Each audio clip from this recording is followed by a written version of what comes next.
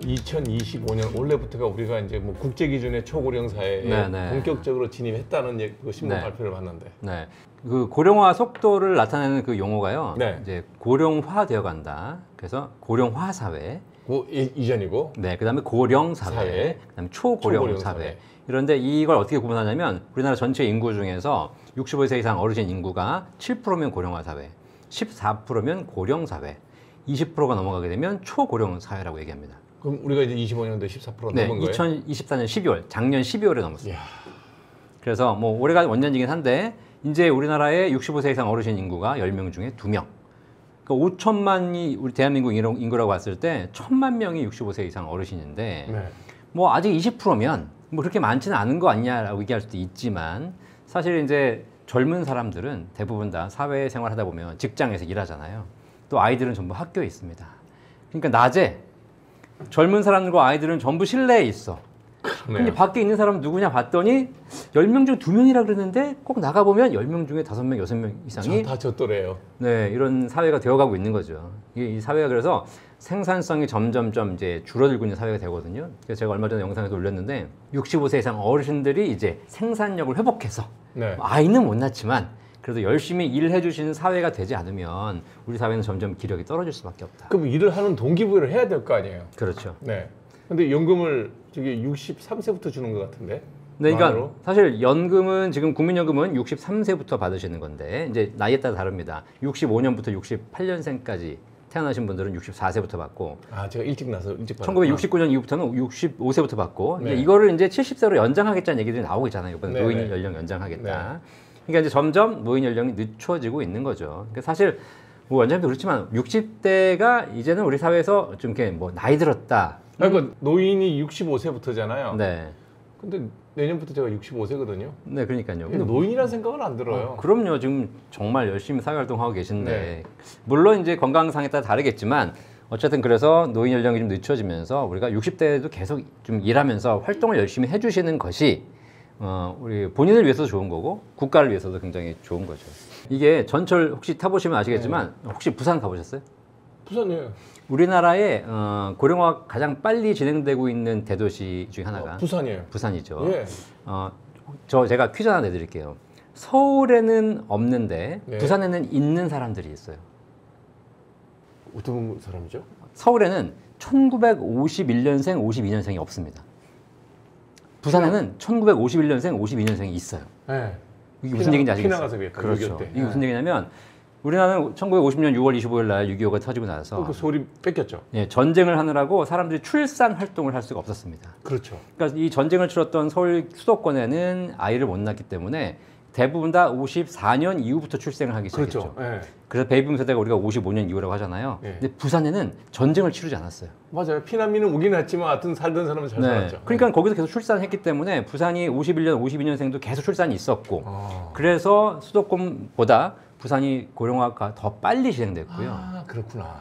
그걸 어디서 느끼냐면 전철을 타면 서울 지하철은 지하철 중에서 그 경로 우대석이 있고 그다음에 일반인석이 있지 않습니까? 네. 37773입니다. 네, 그렇죠. 네, 그래서 경로 우대석을 저 끝쪽에다가 양쪽에. 세 분 앉을 수 있도록 네. 해놨습니다. 부산은 그렇지 않아요. 4664예요. 야. 네, 이래서 점점 우리 사회가 이제 고령화가 심각해지는 것이고 이것이 지금까지는 숫자로 보여졌지만 이제 네. 이걸 피부로 체감하는 시대가 될 것 같다. 네. 자, 그러면 이제 우리가 지금은 초고령 사회 20%가 넘어섰다는 거 아니에요? 네, 그래도 뭐 각자는 또 열심히 살고 국가는 존속해야 되니까 네, 나이가 그렇게 들면 네. 든 사람들이 개인적으로 해야 될 일이 있을 거 아니에요. 대비는 해야 되니까. 제가 그래서 그 좀 어르신들이 아니, 어르신 그러지 말고 그냥 65세 이상. 65세 이상, 네, 그냥. 형님들이, 네, 형님들. 아, 65세 지금 이상. 어르신 그러니까 네, 부끄럽구나. 삼촌, 네. 형님들이 하셔야 될 네. 세 가지. 형님 세 네. 가지만 해주십시오. 네, 1번. 1번 첫 번째 건강하셔야 됩니다. 그렇죠. 네. 건강하셔야 되는 가장 큰 이유, 뭐 당연히 노후에는 좀 건강해야지라고 하는데 제가 거기서 꼭 알려드릴 숫자가 뭐냐면 노인 부양비라는 게 있어요. 본인이 아니면 국가에서. 그러니까 우리 전체 국가적으로 그렇죠. 노인 부양 비율이라는 지표가 있거든요. 네. 이게 뭐냐면 분모는 65세 미만의 대한민국 국민을 얘기하는 거고요. 네. 근데 분자는 65세 이상이에요. 지금 우리나라가 노인부양비가 한 20에서 30 정도에 나오는데 이게 점점 올라가서 이제 노인부양비가 부모가 100이면 분자가 50되면 2분의 1이거든요. 그렇죠. 그럼 무슨 얘기냐? 2명이서 1명을 부양해야 되는 시대가 조만간 옵니다. 지금은 4명이 1명이고. 네. 그런데 이것이 2070년인가 되면 1대 1이 돼요. 젊은이 1명이 노인 1명을 부양해야 되는 시대가 오는 거죠. 지금 구조로 가면 그렇다는 얘기지 바꿀 수 있는 방법도 있겠죠. 근데 바꿀 수 있는 방법은 이제 아이를 많이 낳아줘야 되는데 지금 출산율이 회복될 기미는 별로 없으니 제가 보기에는 크게 바뀌진 않을 것 같다. 자, 그런데 여기서 중요한 게 있습니다. 혹시 군대 갔다 오셨어요? 당연히 갔다 왔죠. 네, 저도 현역. 자, 그런데 군대 가면 전투의 그 기술 중에 그런 게 있습니다. 적 1명을 사살하는 것과 적 1명을 부상시키는 것과 어떤 것이 더 효과적이냐? 부상이 좋아요. 왜 그렇죠? 그래야지 2명이 부축하거든. 그럼요. 그러니까 그럼 이제 말씀하신 대로 1명을 사살하면 1명의 전투력이 손실되지만 1명을 부상시키면 최소 2명, 1명은 두세 명 그렇죠. 따라가야 돼요. 이게 바로 그거예요. 부양을 해야 되기 때문에 더 많은 전투력이 손실되는 겁니다. 그냥 연세가 많아서 그냥 돌아가시면 그렇죠. 3분의 노동력이 상실되는데 네. 근데 그분이 아프시면서 나이가 계속 들어가면 네. 그분을 부양하기 위해서 최소 1명, 2명, 많게는 3명 온 가족이 그렇죠. 매달려야 되기 때문에 맞아요. 부양비가 높아지는 거죠. 네. 이게 우리 사회가 이런 걸 가고 있어요. 그래서 이 방송 보시는 우리 형님들 담배 끊으셔야 됩니다. 그 얘기는 제가 늘 하는 얘기예요. 시큰 피웠으니 이제 그만 피우라고. 그러니까요. 또 술도 좀 줄이시고 그리고 이 대한민국 5천만 역사상 언제와 관계없이 지금 가장 중요하게 우리 어르신들, 형님들이 건강에 신경 쓰셔서 본인의 건강을 본인이 챙기셔야 될 때가 됐어요. 본인을 위해서도 그렇지만 국가를 위해서도 그렇습니다. 와, 정말 내 몸이 건강하면 애국하는 거구나. 맞습니다. 내 몸을 돌아가시는 날까지 내가 챙길 수만 있으면 그게 최고인데 내가 건강을 잘못 관리하는 바람에 내가 힘들어져서 내가 누군가에게 의지해야 되는 상황이 발생한 순간 그 젊은이가 지금 낮에 가서 산업 현장에 가가지고 기술을 동원해가지고 국가를 성장시키고 가정을 발전시켜야 될 시간에 집에 와서 노인을 부양하고 있으면 국가의 생산성 자체가 떨어진다. 그러네요. 초고령 사회의 건강은 권리가 아니고 의무입니다. 의무. 네. 그럼 두 번째는 뭘까요? 두 번째. 건강하시면 이제 몸이 좋잖아요. 그러면 이제 집에서 계시는 것보다 일을 찾으셔야 돼요. 할 일을 만들어요. 일이라는 게 뭐 저기 그 노인정이나 시니어타운 가가지고 이렇게 뭐 춤추고 노래하는 거 그것도 일이 되겠나요? 뭐 여가도 일이 될 수 있는 거고요. 시간을 보낼 수 있는 것이지만 이제 정확하게 얘기하면 생산적인 활동을 하시는 게 좋다. 경제적으로? 예, 생산적으로. 그게 꼭 내가 돈을 벌어야지 생산성인 게 아니라 남들에게 재능을 기부하는 것도 생산이지 않습니까? 네, 그렇죠. 자원봉사하는 것도 우리 사회에 꼭 필요한 분야에 가시는 거니까 생산적인 활동이잖아요. 그러면서 내 몸이 건강해지는 거지 않습니까? 이 일을 하셔야 된다. 그러니까 꼭 경제적으로 얼마를 번다는 게 아니라 사회적으로 내가 가진 재능을 봉사를 하면 그럼요. 그건가는 다 다른 사람이 하게 되면 유급으로 해야 되니까. 그렇죠. 그게 국가의 생산성 향상에 도움된다는 거죠. 그리고 우리 사회를 발전시키는 게 도움되는데 제가 이렇게 할 일을 해야 된다, 노후에도 일하셔야 된다라고 얘기해드리면 꼭 이제 어떤 댓글, 어떤 이야기들이 있으시냐면 내가 젊을 때 죽어라 이랬어. 이제 좀 쉬고 싶어. 내가 나이 들어서 또 일해야 돼? 이런 그 얘기를 많이 정도의 하세요. 일은 아니고. 네. 근데 이것도 제가 알려드릴게요. 우리가 왜 그런 생각을 하냐? 왜 내가 일이 정말 하기 싫은데 나이 들어서까지 일하라고 하냐라고 이야기하시는 분들은 잘못된 패러다임에 사로잡혀 있기 때문이에요. 어떤 잘못된 패러다임이에요? 우리 사회는 일에 대한 잘못된 패러다임이 있어요. 제가 예를 하나 들어드릴게요. 혹시 영화배우 이순재 씨 아십니까? 아니 영화배우, 연극배우, 뭐 정치까지 아시죠? 하셨잖아요. 그러니까 지금 연세가 거의 이제 80, 90에 가까우신데 그분이 직업이 연기잖아요. 그러니까 일이 연기입니다. 그렇죠. 근데 그분이 나는 연기가 너무 싫어서 60세가 되면 퇴직해서 그만두고 집에서 쉬고 싶어. 이런 얘기 하는 거 보셨어요? 안 하셨죠. 그렇죠. 정치는 한 번 하시더니 왜 됐다고 이제 한 번만 하면 안 한다고 하셨어요. 보통 그렇게 연기하시는 분들이 뭐라고 하냐면 나는 평생 연기하고 싶다. 무대 위에서 연기하다가 죽고 싶다. 그게 재미는 있나 봐. 똑같은 일을 하고 사는데 누구는 죽을 때까지 하고 싶고 누구는 빨리 퇴직하고 싶고 이 차이가 뭔지 아세요? 일이 재밌고 재미없고. 그거보다 더 큰 차이가 있습니다. 뭐가 있을까요? 이순재 씨는 본인이 하고 싶은 일을 하신 거잖아요. 그렇죠. 네, 그게 아니라 수많은 우리 사회의 직장인들은 남의 집 일을 하고 있기 때문입니다. 남의 집 일. 근데 저는 제 일을 하는데도 하기는 싫어. 네. 왜냐면 지금 이제 봉사를 하고 계신 거, 치료를 하고 계신 거니까 힘들죠, 사실. 네. 그게 이제 내가 하고 싶은 일이라기보다는 누군가가 시키는 일, 먹고 살기 위해서 어쩔 수 없이 하는 일. 예를 들면 우리가 뭐 대기업 S그룹에 다닌다. 네. 라고 하게 되면 사실 우리는 사실 뭐 S그룹에 다닌다, 뭐 K그룹에 다닌다 그러면 내가 뭐 잘 나간다. 잘 나간다고 이렇게 이제 사회에서 네. 일정한 또 직장인이고 네. 좋지 않습니까? 근데 이걸 조선시대나 고려시대의 표현으로 얘기하면 남의 집 종살이죠. 뭐. 이대감댁 노비, 네. 최대감댁 노비 그렇죠. 하는 거거든요. 네. 이게 무슨 얘기냐면 우리가 남의 집 일을 하고 살다 보니까 일이 싫어지는 거예요. 아. 근데 그게 왜 그러냐면 의사 선생님도 마찬가지입니다. 5천만 인구가 있어요. 네. 5천만 인구가 있으면 5천만 인구는 5천만 가지 재능을 갖고 있습니다. 당연하죠. 그죠? 네. 신이 인간에게 준 달란트가 다 다르니까. 다 다르지만 다 한 가지는 줘요. 네, 그렇죠. 한 가지 줍니다. 네. 그러면 그걸 하고 먹고 살 수 있는 사회 환경이 되어야 되고, 그렇죠. 그렇게 해서 자기 재능을 개발해가지고 살면 되거든요. 네. 근데 이 사회가 언제부턴가 기업 중심의 사회가 되어가고 있어요. 그게 효율적이잖아요. 그러니까요. 자, 그럼 좋아요. 기업 중심으로 사회에서 이렇게 자본주의 사회에서 성장하고 있는 건 좋은데, 기업 중심 사회의 가장 큰 문제가 뭐냐면 5천만 인구의 5천만 가지 재능을 5가지로 나눠버려요. 획일적으로 정리해버립니다. 그러네요. 인사총무, 뭐 생산, 제조, 마케팅, 재무회계, 뭐 영업, 끝. 내가 지금 하고 있는 일을 나는 사실 뭐 그림을 잘 그릴 수도 있고 노래를 잘할 수도 있고 운동을 잘할 수도 있고 다양한 재능이 있는데 싹 무시한 채 모든 재능을 가진 그 다 무시하고 대기업에 들어가서 5가지 일 중에 하나를 골라서 해야 된다는 겁니다. 그런 정말 직업이 가지수도 적지만 대부분이 근로자로 살고 있기 때문에 그런 획일적인 일들을 하니까 일이 싫은 거예요. 그러네. 그러니까 사람은 뭐라고 생각하냐면 빨리 그만두고 싶어라고 얘기하지만 사실 일을 그만두고 싶은 게 아니죠. 재미없는 일을 그만두고 그렇죠. 그러면 내가 퇴직 이후에는 내 인생 2막에 진짜 내가 하고 싶은 일을 하고 하늘나라 가셔야죠. 근데 그게 어렵잖아요. 그다음에 뭘 어떻게 바꿔요?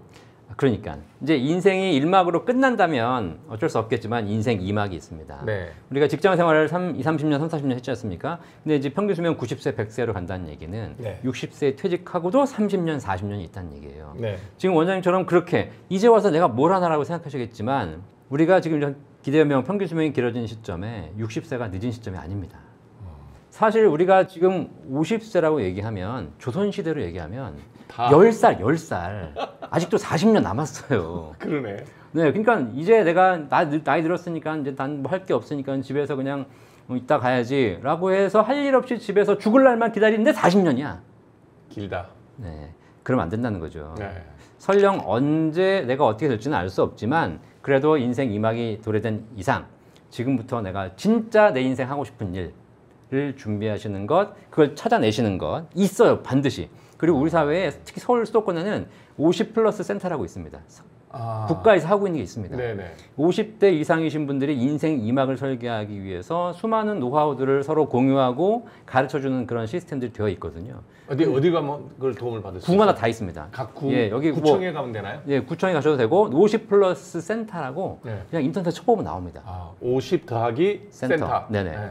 그런 데 가시면 많은 것들이 있기 때문에 거기서 배우면서 준비하시고 남에게 공유도 하시는 자리들이 있으니까 찾아보면 있다. 그다음 세 번째가 뭐예요? 할 일을 만들고. 네, 마지막 3번째. 네. 자, 이제 건강하시고 할 일도 있으시면 하실 거 아닙니까? 그런데 제가 노후를 연구해 봤더니 점점 시간이 지나면서 우리 사회가 노후가 이제 점점 길어지고 노후에 사시는 분들 잘 살펴봤더니 제가 특징을 발견한 게 있습니다.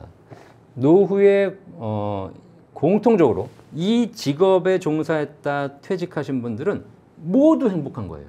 한 명도 안 빠지고. 이 직업 젊었을 때 이 직업에 종사했다 퇴직하신 분들은 노후가 다 안정되고 행복해요. 학교 선생님. 그렇죠. 네. 부부가 교사, 학교 선생님 사람 너무 좋더라. 따블이지, 따블. 네. 교사, 공무원 퇴직하신 분들이 그분들이 서울시 강남에 살던 아니면 지방의 시골에 살던 뭐 어디 살던 관계없이 다 안정된 삶을 살고 계시다는 겁니다. 그걸 보면서 제가 느낀 게 그들은 왜 그러지? 연금. 봤더니 연금이 보장돼 있기 때문이고 그들이 안정적인 삶을 살고 계시니까 그분의 자녀들도 안정적이에요.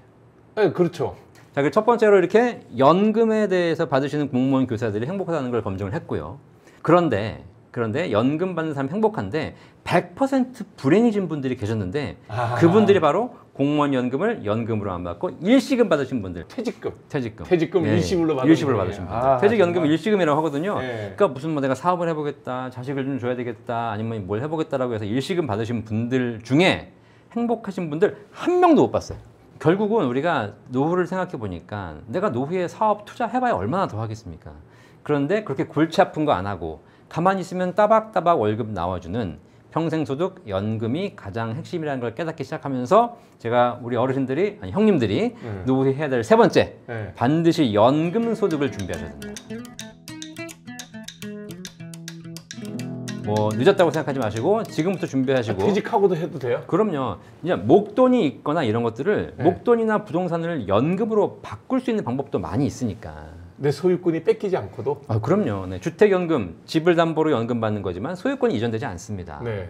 목돈이 있는 거 연금으로 받으시면 일시납연금, 목돈을 내서 다음 달부터 연금 평생 받는 이런 연금 다 있거든요. 뭐 그냥 내 자산의 위치가 바뀌는 것이지 뭐가 달라지는 게 아니에요. 그리고 내가 쓰고 남은 돈은 상속도 되는 건가요? 그렇죠. 근데 오래 사시면 오랫동안 받아가잖아요. 네. 근데 사람들이 그래요. 거기서 가장 사람들이 걱정하는 게 뭐냐면 통장에 내가 지금 한 1억이 있는데 이걸 연금으로 바꾸면 한 달에 한 몇십만 원 준다는 거야. 근데 그건 좋은데 그러면 그걸 제가 말씀드리면 항상 하는 게 뭐냐면 그러면 원금은 나중에 돌려주나요? 뺏긴 게 어떻게 원금을 줘? 그러니까 이게 뭐냐면 어떻게든 내가 목돈은 좀 지키고 싶다는 생각 때문에 평생 쥐고 가시는 거예요.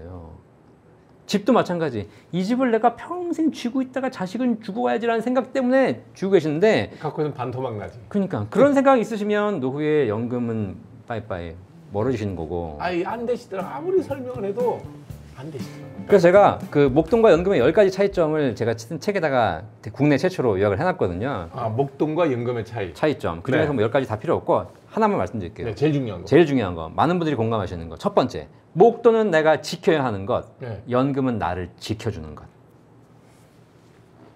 아, 내가 돈을 움켜쥐고 지키는 거하고 얘가 나를 이렇게 하고 있으면 지켜주는 거하고 이게 낫네. 그럼요. 왜냐면 목돈 가지고 계시면 내가 그걸 지켜내야 됩니다. 옆에서 뭐 빌려달라, 투자해라. 그런데 나는 활동력, 판단력, 기억력이 점점점 안 좋아져 가고 있어요. 맞아요. 기억력이 확실히 떨어져요. 네. 돈에 대한, 자산에 대한 관리 능력이 떨어져 가고 있는데 통장에 목돈은 있는데 위협은 커져 가고 있으니까. 자식도 그렇게 믿을 존재는 아닌 것 같아요. 그죠? 그래서 그걸 말씀드리면 다들 뭐라고 하시냐면 내가 그래서 위험하기 때문에 나는 아무하고도 거래하지 않는다. 잘 지키고 있다고 얘기하시거든요. 근데 제가 통계를 보니까 노후에 어르신들이 사기당하는 것 중에 70%가 다 가족 지인에게 당해요. 그렇죠. 네, 가족도 믿으면 안 돼. 네. 근데 더 웃긴 건 뭔지 아세요? 언제까지 지켜준지 아십니까? 죽을 때까지. 아니요. 죽어서도 지켜줍니다. 그럼 왜냐면 사망 신고를 안 해. 아. 연금의 가장 큰 문제가 이거예요. 사망 신고를 안 해. 그럼 어떻게 되나요, 참? 네? 아니 물론 이제 그런 이제 뉴스가 나오잖아요. 이게 왜냐면 연금이 계속 나오는데 돌아가셨다고 신고하면 끝나니까. 아, 일론 머스크가 그러더라고. 120세짜리가 있다고. 네. 그렇죠. 그래서 이제 그건 당연히 하셔야 되는 건데 불법인데 그래서 만약에 신고 안 한 것이 나중에 드러나면 결국은 받은 거 다 환수해야 되는 것이거든요. 그래서 지금 생명보험사의 그 종신연금들, 평생 지급하는 연금들은 어떤 들어놓은 게 있잖아요. 네. 그거 어떤 제도가 있는지 아세요? 이거 연금 받을 때 몇 년에 한 번씩인가? 직접 본인이 보험사로 와서 사인하고 가야 돼요. 아. 받는데도 불구하고 내가 살아있다는 걸 증명을 해야 되는 거예요. 아, 생존 증명을 해야 되는구나. 그렇죠. 네. 그만큼 연금은 평생 지급되기 때문에 걱정할 필요가 없고. 신고 안 하면 축구 난다음에도 예를 들어서 내가 60에 1억을 넣었어요. 네. 그러면 1억을 넣으면 한 20만 원 나온다고 치면 한 40만 원 나옵니다. 40만 원 네. 나와요. 종신으로. 네, 종신으로. 원금 까먹어도 계속 나와요? 평생 나옵니다.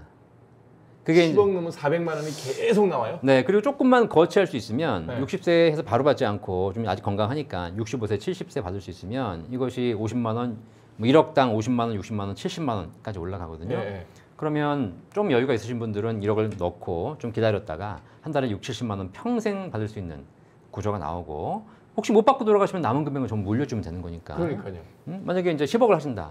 그러면 500, 600, 700이 나오는 것이니까. 야, 10억을 낑낑거리고 앉아갖고 저기 뭐 주가가 올랐네 내렸네 이거보다는. 그럼요. 대신에 10억은 내 통장에서 사라지는 것이고 다시는 찾지 못합니다. 그거를 명심하셔야 돼요. 아니 뭐 어차피 쓰고 죽을 돈인데 뭐. 그렇게 생각하셔야 되는데 네. 이게 아까운 거예요. 왜요? 이제 우리나라 사람들은 목돈에 대한 애착이 있어요. 그게 너무너무 강해. 원금에 대한 애착이 있습니다. 원금에 대해서 애착하면 할수록 원금을 잃을 가능성이 높아져요. 그렇죠. 힘들어가니까. 음. 예, 무리하게 힘들어가니까. 되고, 예, 힘들어가면 뭐 공원 안 맞는 법이니까. 맞습니다. 아, 그렇구나. 그래서 목돈을 연금으로 바꾸는 건데 우리가 목돈이 있는 게 현금이 있고 네. 주식도 있고 네. 그다음에 부동산도 있어요. 네. 이게 다 이렇게 바꿀 수 있나요? 그럼요. 네. 다 캐시아웃해서 해야 되나요? 아니면 부동산은 부동산으로, 주식은 주식 뭐 이런 거는 있나요? 그러니까 뭐 어떻게 되나요? 강남에 있는 집들 그런 비싼 집들은 안 되고요. 네. 공시가격 12억 원 이하의 주택을 1주택을 보유하고 계시나 하여튼 그런 저가 주택이 있으신 분들은 그걸 주택연금으로 해서 집에 살면서 연금 받을 수 있는 제도가 주택연금이고요. 예. 그다음에 주식하시는 분들 있지 않습니까? 네. 뭐 이거 사실 그냥 일반 계좌에서 하시는 분도 계시지만 IRP 그건 또 뭐예요? 퇴직연금 제도예요. 예. Individual Retirement Pension이라 그래가지고 예. 개인 퇴직연금 계좌라고 해서 국가에서 만든 제도입니다. 네. 거기에 1년에 1,800만 원씩 불입할 수 있고요. 네. 900만 원까지는 세액공제도 해주고요. 예. 그렇게 해서 그 안에서 펀드라든가 ETF를 사실 수가 있어요. 어허. 그걸 운용하면 나중에 그걸 불려서 그 IRP 내에서 연금으로 수령할 수 있습니다. 그 주가가 등락이 있을 거 아니에요? 등락은 있겠죠. 근데 네. 그건 수익은 본인이 결정해야 되는 것이고 아하. 수익이 잘 나면 더 많은 연금 받는 것이고 네. 수익이 만약에 손실 났다 그러면 연금액이 줄어들겠죠. 투자 종목은 내가 정할 수도 있고 위탁할 수도 있나요? 위탁은 하실 수 있는데 네. 우리나라 그렇잖아요. 위탁한다고 해가지고 잘해주는 게 아니지 않습니까? 그렇죠. 네, 그러니까 결국은 위탁을 하신다 하더라도 본인이 결정하셔야 되는 거예요. 그러니까 주식이 좀 아는 분들이라면 네. 그냥 1억을 IRP에 넣어서 목돈이 들어가진 않고요. 한 달에 매년 1,800만 1,800만 원씩 쌓아 나가시는 거죠. 젊었을 때 해야 되겠다. 그거. 그죠, 꾸준하게 하셔야죠. 아. 네. 우리나라가 어쨌든 목돈을 바로 뭐 투자하고 이런 것에 국가가 세제 혜택을 주지 않으니까 네. 자 그런 부분에서 운영하시면 되는데 개별 주식 투자는 안 되고요. 예. ETF나 펀드 중심으로 하셔야 되고 아하. 그다음에 30%는 반드시 안전자산을 해야 된다. 원금 보장 이런 조건이 있어요. 퇴직금이 있다 보니까. 절대로 원금 손실은 안 생기게 어떻게 하든지 손실은 생기겠지만 그 손실을 최소화하기 최소화해서. 위해서 국가가 정책을 마련해 주는 건데 이것도 네. 지금 다 이제 풀겠다는 얘기를 하고 있거든요. 지금 사실 푼다는 게 무슨 얘기예요? 그냥 주식 투자를 할 수 있게 해주겠다. IRP 내에서 아. 개인적으로는 반대인데 예. 퇴직금을 가지고 주식 투자를 몰빵할 수 있도록 해주겠다. 그거는 아니지. 네, 그죠. 근데 그거는 그게 안 되지. 그러니까 현실적으로도 사실 맞지 않고 그렇게 한다 하더라도 하실 분도 많이 없어요, 사실.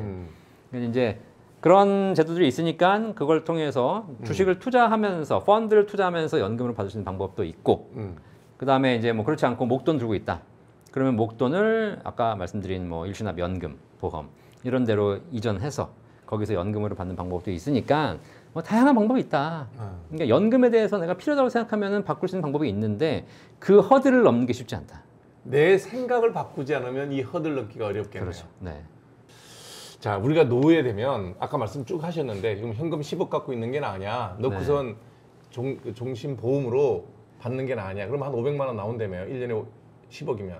그 연금의 종류에 따라서 물가 상승률을 반영해 주는 연금도 있고 그렇지 네. 못한 연금도 있고 네. 물가 상승률을 선반영하는 연금도 있고 아. 그러니까 이 사실 500만 원의 가치가 어떻게 보면 그런 게 좀 반영이 돼 있다라고 보시면 될 것 같은데 여기서 우리가 이제 생각할 게 그럼 10억 있으면 내가 뭐 불려가지고 이자를 받으면 되지 않냐 당연히 다 요즘 다 그런 그렇게 생각 하실 거잖아요. 생각하죠. 네. 근데 이 월 500만 원의 가치는 종신연금이라는 거예요.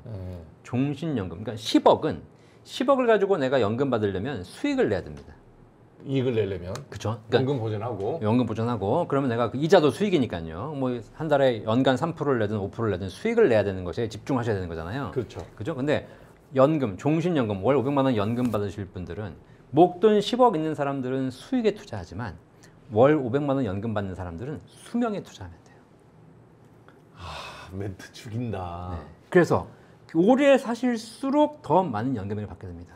그러니까 삶을 즐기고 그럼요. 여유롭게 생각하고 살고 그럼요. 그리고 나는 오래만 살면 돼. 그럼요. 노후에 수익에 투자하면 스트레스 받아서 일찍 죽어요. 그건 맞아요. 그런데 노후의 수명을 위해서 내가 노력하게 되면 자 500만 원씩 월 받으면 1년이면 6천만 원이고 쓰기 쉽지 않아요, 그것도. 10년이면 6억이잖아요. 그럼 16년에서 17년 사이에 원금 받을 수 있지 않습니까? 60세 받으면 70, 80전에 다 갔네. 그러니까 80전에 대부분 원금 받습니다.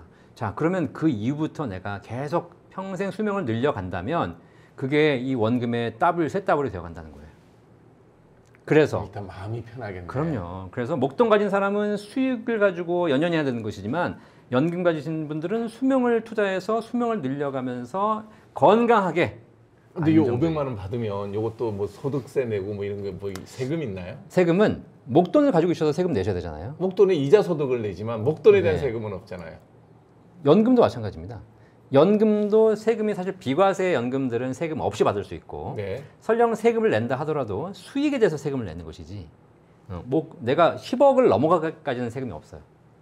아 그러면 내가 예를 들어서 지금 60에 20으로 10억을 넣고 이제 61세부터 이제 연금을 쭉 받아요. 네. 500만 원 받는데 네. 10억을 원금 다 받을 때까지는 세금 없습니다. 원금이기 때문에 그거는 뭐 세금 과세 문제가 아니라 기본 세법의 철학의 문제입니다. 그렇죠. 내 거 내고 내가 받아. 그럼요. 네. 원금까지는 세금이 없고요. 그걸 초과할 때 그거를 오래 비과세. 살면 좀 내야 되는구나. 근데 이제 비과세로 가입하시게 되면 그조차도 없고. 네. 근데 과세로 가입했을 경우에는 그거에 대한 세금이 약간 부과될 수 있게 이자 소득세가 부과되죠. 아. 그거는 그냥 페어한 게임이다. 아. 네. 그러면 우리가 10억 가지고 자 부동산도 해요. 네. 요즘에는 미국 주식도 해요. 네. 그 다음에 저축해놓고 원금 이자 받는 사람도 있고 공격적으로 비트코인 하는 사람도 있고 네. 맨 마지막에 이제 연금인데 네, 우리가 네. 제일 생소한 게 연금이에요. 맞아요. 아니 저는 이 연금과 부동산, 연금과 미장, 연금과 국장, 연금과 비트코인 네. 이거를 얘기할 때 항상 하드린 얘기가 있어요. 네. 이게 서로 비교한다는 얘기는 서로 이게 대체제라는 얘기입니다. 그렇죠. 여기 갈 수도 있고 여기 갈 수도 그렇죠. 있고. 근데 저는 그렇게 생각하지 않아요. 얘 둘은 보완제다. 서로가 상호 보완해주는 역할을 하는 것이다. 네. 왜냐하면 젊을 때 인생을 투자를 잘하고 부동산을 투자를 성공하고 주식 투자 성공하는 사람들을 보면 안정적인 직장에서 안정적인 소득과 자산이 있는 사람들이 투자를 더 잘해요. 그렇죠. 내가 똑같이 1억을 투자하는데 1억이 전 재산인 사람과 재산이 많이 있으면서 1억을 투자하는 사람과 기본적으로 투자를 보는 마인드가 달라지거든요. 아까 저기 그 도박판에서 판돈 갖고 판돈 많은 놈이 제일 1등이에요. 그러니까요. 그러니까 결국 그런 걸 봤을 때 안정적인 소득이 있기 때문에 내가 투자를 더 잘할 수 있는데 노후에도 마찬가지예요. 노후에도 안정적인 소득, 연금 소득이 있어야지 부동산 투자도 잘하고 미장 국장도 잘한다는 거예요. 여유가 있으니까. 보완제다. 아. 그 연금은 밥, 주식은 반찬. 제가 이 얘기 들었잖아요. 밥과 반찬의 관계지. 이게 부동산은 뭐 제육볶음이고 연금은 오징어 볶음이 아니다. 아. 네, 이런 거예요. 특히 방송 보시는 분 중에서 젊으신 분들 있으면 젊으신 분. 저는 저희 사무실에 젊은 사람들이 와서 연금을 상담받겠다, 연금을 가입하겠다고 오면 물어보는 게 있어요. 집 있니? 집 없대. 그럼 너 결혼했니? 결혼 안 했대. 결혼할 거야? 뭐 언젠간 하겠죠. 자, 그러면 저는 그냥 돌려보내요. 가서 결혼하고 집 사고 너의 기본적인 자금들을 다 마련한 다음에 와. 그 다음에 연금을 준비하는 거거든요. 근데 그렇지 않고 지금 당장 얘기 들어보니까 내가 아직 결혼도 해야 되고 집도 없고 마련해야 되는데 뭔가 좋을 것 같아서 연금을 준비하잖아요. 그런 애들 제가 20년간 경험상으로 보니까 결국 중간에 다 깨요. 그렇죠. 목돈 써야 되니까. 그러니까요. 네. 이게 안타깝더라고. 그래서 기본적으로 부동산이나 미국 주식, 한국 주식을 하시는 분들 네, 젊을 땐 해도 된다. 네. 젊을 때는 그런 걸 해야지. 그래 빨리 돈을 불리죠. 그렇죠. 종잣돈 마련하고 돈을 불리고 자산을 형성해야 되는 것이죠. 네. 자, 그런데 중요한 건 이렇게 형성해 오신 분들이 죽는 날까지 이것만 하고 있으니까 문제야. 그러니까 집으로 남 못 준다고 네. 배운 게 도둑질이라고 할 줄 아는 네. 게 그거밖에 없어요. 그러니까 연금을 생각을 못 해보는 거지. 맞아요. 그래서 부동산, 미장, 국장, 비트코인 이런 투자 종목은 연금과 보완제다. 네. 밥하고 반찬이다. 네. 네. 아 정말 너무 많이 배운다. 이거 노후를 준비해서는 연금 4종류. 요게 부동산 담보로 있고 개인연금도 있고 퇴직연금이 있고 공적연금이 있고. 네. 아 너무 어렵다 이거. 연금이라는 것이 되게 복잡해 보이지만 우리 네. 사회가 잘 준비하고 있는 게 국민연금, 공무원연금 같은 공적 연금이 이미 다 준비되어 있고요. 참 저 공무원연금이나 사학연금 드신 분들은 국민연금하고 중복되기는 못 받죠. 아, 그럼요. 그러니까 다 하나의 직역이 정해져 있는 거니까. 네. 공무원이신 분들은 공무원연금. 네. 근데 뭐 사립학교 교직원이신 분들은 사학연금. 네, 맞아요. 군인이신 분은 군인연금. 근데 이런 직역이 아니신 분들은 그냥 일반 국민연금. 국민연금. 이렇게 해서 하나씩 있고요. 저기 다 동등한 가치가 있는 거죠. 뭐 아무래도 동격이죠, 그러니까. 동격이나 네. 연금액을 보면 공무원 사학연금이 훨씬 더 많이 내고 또 대신 많이도 받습니다. 많이도 내고 많이 받더라고요. 네. 그다음에 이제 사실 공적 연금으로 우리나라의 노후 준비가 잘 해결되면 국가가 해결되니까 좋은 거지만 그거는 이게 부족하기 때문에 네. 개인이 준비하는 연금 중에 일단 직장인들은 퇴직연금. 네. 저건 내가 준비하는 건 아니고 회사가 쌓아주는 거죠. 회사가 쌓아주는 거죠. 네, 재직 중에는 DB형, DC형 중에 선택하실 수 있고 네. 뭐 물론 회사에서 이제 선택을 할 수 있도록 해주는 거니까. 본인이 선택하더라고요 보니까. 네, 근데 이제 회사의 제도가 다 있어야 돼요. 네. 뭐 DB형만 하는 회사들은 DB형밖에 안 되고요. 네. DC형만 하는 회사들은 DC형밖에 안 되고. B형, C형 차이가 뭐예요? DB형은 Defined Benefit, 네. 확정 급여형. 네. 받을 금액이 정해져 있습니다. 네. 옛날 퇴직금 제도입니다. 네. 내가 열심히 일하면 퇴직 직전 3개월 평균 임금 곱하기 근속 연수를 퇴직금으로 받는 네. 그게 DB형, 옛날 퇴직금 제도와 똑같은 거고요. 좋네. DC형은 Defined Contribution, 확정 기여형. 음. 내는 금액, 기여하는 금액이 정해져 있는 것이고 네. 얼마 받을지는 수익률 내봐야 알 수 있는 거예요. 아, 본인이 알아서 수익을 내는 그렇죠. 거죠. 그러니까. 네. 그래서 확 DC형은 장점은 뭐냐면 회사가 매년 정산해 줍니다. 통장에다가. 네. 그러니까 회사가 망해도 내 퇴직금 통장은 보존되는 것이죠. 아. 그렇게 대신에 내가 이제 굴려야 됩니다. 그렇게 해서 DB형, DC형을 잘 굴리시다가 나중에 퇴직하시게 되면 퇴직금을 받아 나오잖아요. 네. 근데 사람들이 퇴직금 받아 나와서 다 쓰면 일시불로 다 쓰면 안 되잖아요. 그렇죠. 국가가 연금으로 받는 걸 권장하기 때문에 IRP 개인 퇴직연금 계좌를 만들어서 네. 이쪽으로 퇴직금을 받도록 돼 있어요. 아.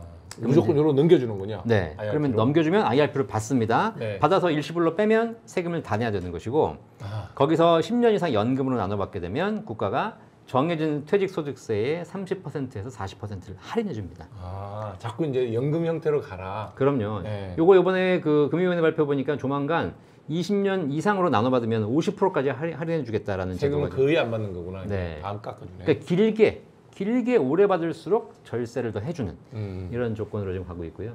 그다음에 퇴직금 말고 이제 개인 스스로 준비하는 것이 연금저축과 연금보험입니다. 제가 들은 게 연금보험이구나. 네. 네. 연금저축은 뭐냐면 이제 그 납입할 때 바로 연말정산할 때 세금을 환급받는 연금들이 있어요. 아, 네. 그래서 세금 환급받으면서 나중에 연금 탈 때 다시 연금소득세를 내는 건데 납입할 때 세제 혜택을 주는 게 연금저축이고요. 네. 저게 이제 뭐 증권사의 연금펀드, 뭐 보험사에도 연금저축보험 이런 게 있습니다. 네.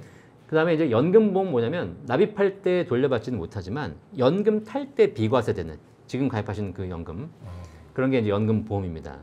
그래서 이 비과세 연금이 있기 때문에 연금 탈 때 세금 없이 받을 수 있고 이 두 가지를 개인연금의 두 가지 축이고요. 전문 용어로는 연금저축을 세제 적격 연금이라고 하고 네. 연금보험을 세제 비적격 연금이라고 하는데 네. 두 개를 포트폴리오를 잘 짜셔야 돼요. 어, 내가 소득이 있으면 당장 올해 세금 환급받고 싶잖아요. 그렇죠. 세금 많이 내는 거 싫으니까. 그렇죠. 그렇게 사실 수도 있고 네. 또 추가적으로 여유가 있으면 연금보험을 통해서 노후에 세금 없이 받을 수 있는 거 이런 걸 이제 하시면 되고요. 그 다음에 이제 이렇게 공적연금, 퇴직연금, 개인연금을 준비해 오셨지만 이것도 부족하신데 네. 개인연금 준비는 잘 못했지만 우리나라 사람들이 우리 대한민국 거의 대부분의 국민들이 부동산은 평생에 있어요. 걸쳐서 하나씩 해오신 게 바로 부동산이지 않습니까? 내 집이야. 그렇죠. 있죠. 그럼 이 집을 내가 자식에게 물려주고 갈 거면 안 되지만 어차피 자식들은 뭐 지 인생 지가 알아서 살아야지. 그러면서 나는 이 부동산을 연금으로 바꿔야겠다라고 하시는 분들에게 국가가 마련한 제도가 주택연금제도. 그게 12억밖에 안 된다며. 12억 미만짜리만 된다며. 그러니까 공시가격 12억 미만, 12억 이하인 경우에만 되고요. 네, 뭐 이제 그 이상 되시는 분들은 대부분 다 좀 여유가 있다고 보니까 그런 거고 이제 서민들을 위한 주택연금제도고 농지연금제도도 있습니다. 이게 뭐냐면 농지연금 땅을 농사짓는 땅을 담보로 연금 드리는 건데 이것도 마찬가지 영농 경력이 5년 이상 있으신 분들. 네. 그러니까 내가 사실 뭐 시골에 땅을 투자하려고 하나 사는데 네. 돈이 안 돼가지고 저걸 연금 받아야 되겠다. 이거 안 되고 직접 자기형으로 5년 네, 이상. 가서 뭐 씨 뿌리고 수확이라도 한번 하셔야지. 네, 그죠? 네, 그런 분들을 위해서 부동산 담보 연금 제도 그리고 여기 없지만 뭐 산지 연금 이런 것도 만들어져 있기 때문에 네. 결국은 마음만 먹으면 할 수 있는 연금들이 다 있다. 우리 셀코 TV 구독자 여러분들도 여러 매체를 통해서 계속 들으시겠지만 사실 뭐 이거는 작년도 경제가 굉장히 어려웠는데 올해 사실 거의 모든 기관들이 올해 경제 성장률을 작년보다 높게 예측한 기관이 단 한 군데도 없습니다. 네. 심지어 한국은행은 굉장히 좀 후한 편이었는데 경제 성장률 1%대 예상을 했거든요. 이런 것들을 보면은 아 진짜 우리 셀코 TV 시청하시는 분들 중에도 자영업자분들 계시겠지만은 자영업자분들은 피부적으로 그걸 바로 맞닥뜨릴 수밖에 없기 때문에 정말 어렵다라는 거는 진짜 그냥 괜히 엄포 놓는 게 아니라 진짜다라는 생각이 들고 최근에 IMF를 자꾸 이렇게 들먹이게 되는 이유는 최근에 우리나라의 외환보유고가 뭐 4천억 달러 이상이긴 하지만 과거에 우리가 겪었던 97년, 98년도의 IMF라는 게 외환 위기, 그러니까 달러 유동성이 부족해서 생긴 위기였기 때문에 그때 위기와 지금 위기가 약간 비슷한 성격이다 보니까 자꾸 IMF를 얘기하는 게 아닌가 이런 생각을 하게 됩니다. 이런 경제적인 위기감 속에서 이제 우리가 살아가야 되는데 각 세대별로의 느낌이 또 다르다고 그래요. 그렇죠. 근데 우리 셀코 TV는 50대 분들이 맞아요. 아무래도 많이 시청들을 하시기 때문에 50대에 포커스를 맞춰서 얘기를 해주시면 좋을 것 같은데 50대 세대들 가장 경제적으로 어떤 문제에 직면하고 있을까요? 당장은 사실 50대가 개인마다 차이는 있지만 인생에서 가장 높은 소득을 올리고 있을 때예요. 그러다 보니까 일단 당장은 어떻게 굴러가는데 50대는 20대, 30대처럼 막 미래를 막 꿈꾸기가 어렵잖아요. 20, 30대는 지금 어려워도 내가 5년, 10년 후에 나아지겠지. 내 나이가 있으니까 성장 발전할 수 있겠다라는 생각이 들지만 50대 같은 경우 이제 뭐 내일 모레면 은퇴인데 나 내일 모레 심리적으로 나 이제 한 3, 4년, 4, 5년 지나면 일 못하는데 어떡하지? 라는 거거든요. 자, 여기서 우리가 문화 지체 현상을 겪고 있다라는 겁니다. 우리가 이제 흔히 우리 현재 50대를 마처 세대라고 하잖아요.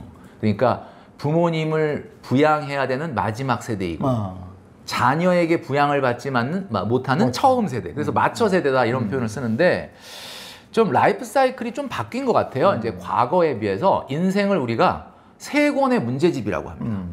세 권의 문제집인데 첫 번째 문제집은 성장기라는 문제집이거든요. 이거는 아마 우리 셀코TV 구독자 여러분들 다 푸셨을 거예요. 아마 우리 구독자님들의 자녀분들이 지금 성장기 문제집을 풀고 있는 거예요. 그러면 우리는 무슨 문제집을 풀고 있느냐? 우리는 지금 두 번째 문제집인 활동기라는 문제집을 풀고 있습니다. 활동기라는 문제집은 이제 과거에는 한 30년 풀면 끝나는 거 아니야? 약간 이렇게 생각했는데 요게 좀 늘어났어요. 40년으로 늘어났어요. 그러니까 이제는 누구나 다 70까지는 생계형 경제활동을 하려고 한다. 그러니까 이게 문화 지체 현상이 발생하는 실제 바뀐 시대상에 본인이 못 쫓아가는 거예요. 70까지 일한다고? 나 생각 안 해봤는데? 여기서 오는 이제 불안감과 문제가 생기기 시작을 하는 거죠. 그리고 이제 노후기가 이제 한 30년 정도, 이제 100세 시대니까. 길어요. 굉장히 길어졌죠. 그래서 요 바뀐 이 라이프 사이클을 받아들이는 문제를 먼저 푸셔야 돼요. 그러니까 대부분이 지금 50대들은 에이, 그렇다고 어떻게 내가 70까지 일하냐, 75세까지 일하냐, 이걸 지금 못 받아들이고 있는 데서부터 문제가 잘 해결이 안 되는 그런 부분이 있고. 근데 우리가 30, 40대에는 미래에 대한 계획을 세울 수가 있었어요. 왜냐하면 앞으로 내가 언제까지 맞아요. 이 정도의 돈을 벌면서 꾸준히 성장할 수 있었거든요. 근데 50대 중반 넘어서면서부터는 미래에 대한 계획을 잘 못 세우겠는 게 내가 이 돈을 언제까지 벌 수 있는지가 이미 불확실하기 때문에요. 그 다음에 얘가 또 제 애가 언제 결혼할지 모르겠어요. 목돈이 언제 들어갈지 모르겠어요. 우리 이재용 아나운서님도 지금 본인의 어떤 그 내용을 그대로 고민을 얘기하시는 것 같아요. 근데 중요한 건 노후 준비의 시작은 바로 나의 노후 생활비가 정말 현실적으로 얼마 들지를 정확하게 계산하는 거다. 근데 그걸 잘 모르겠어요. 그죠? 그러니까 요걸 좀 착각을 하니까 불확실성이 커지는 거거든요. 우리가 왜 이런 거 있잖아요. 뭐 주식시장의 악재도 아무리 악재라 하더라도 이미 정확하고 명확한 악재는 이미 악재가 아니다. 이런 얘기가 있잖아요. 그러니까 이미 이제 나한테 다가올 어떤 굉장히 어려운 미래인데 이게 굉장히 명확하다. 그러면 그래도 각오를 하니까 넘어갈 수 있죠. 여러분들의 진짜 실질적인 한 달 노후 생활비 이거를 어떻게 추정을 하느냐. 일단 제가 방법을 알려드릴게요. 지금 여러분들이 쓰고 있는 생활비를 한번 떠올려 보십시오. 자, 그러면 그 생활비 안에서 일단 노후에 안 들어갈 수 있는 거는 다 빼야 됩니다. 자, 첫 번째 뭘 빼냐면 지금 생활비에서 교육비를 빼십시오. 어차피 이제 나중에는 안 들어갈 거니까 교육비 빼시고요. 그다음에 두 번째 뭘 빼야 되냐면 대출 이자를 빼셔야 됩니다. 대출 이자 그럼 나 노후에도 계속 대출 이자 내야 된다.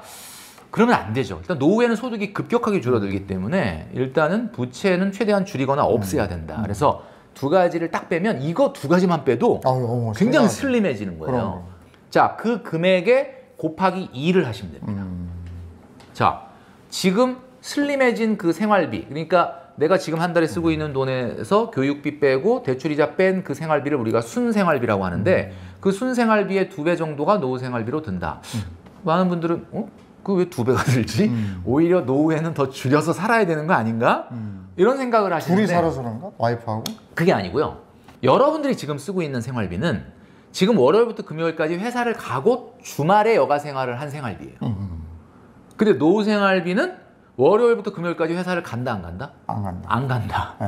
아, 그러니까 회사가 사실 고마운 존재이기도 해. 월급도 주지만 우리가 회사 가서 막 시간 쓰느라고 돈을 못 써요.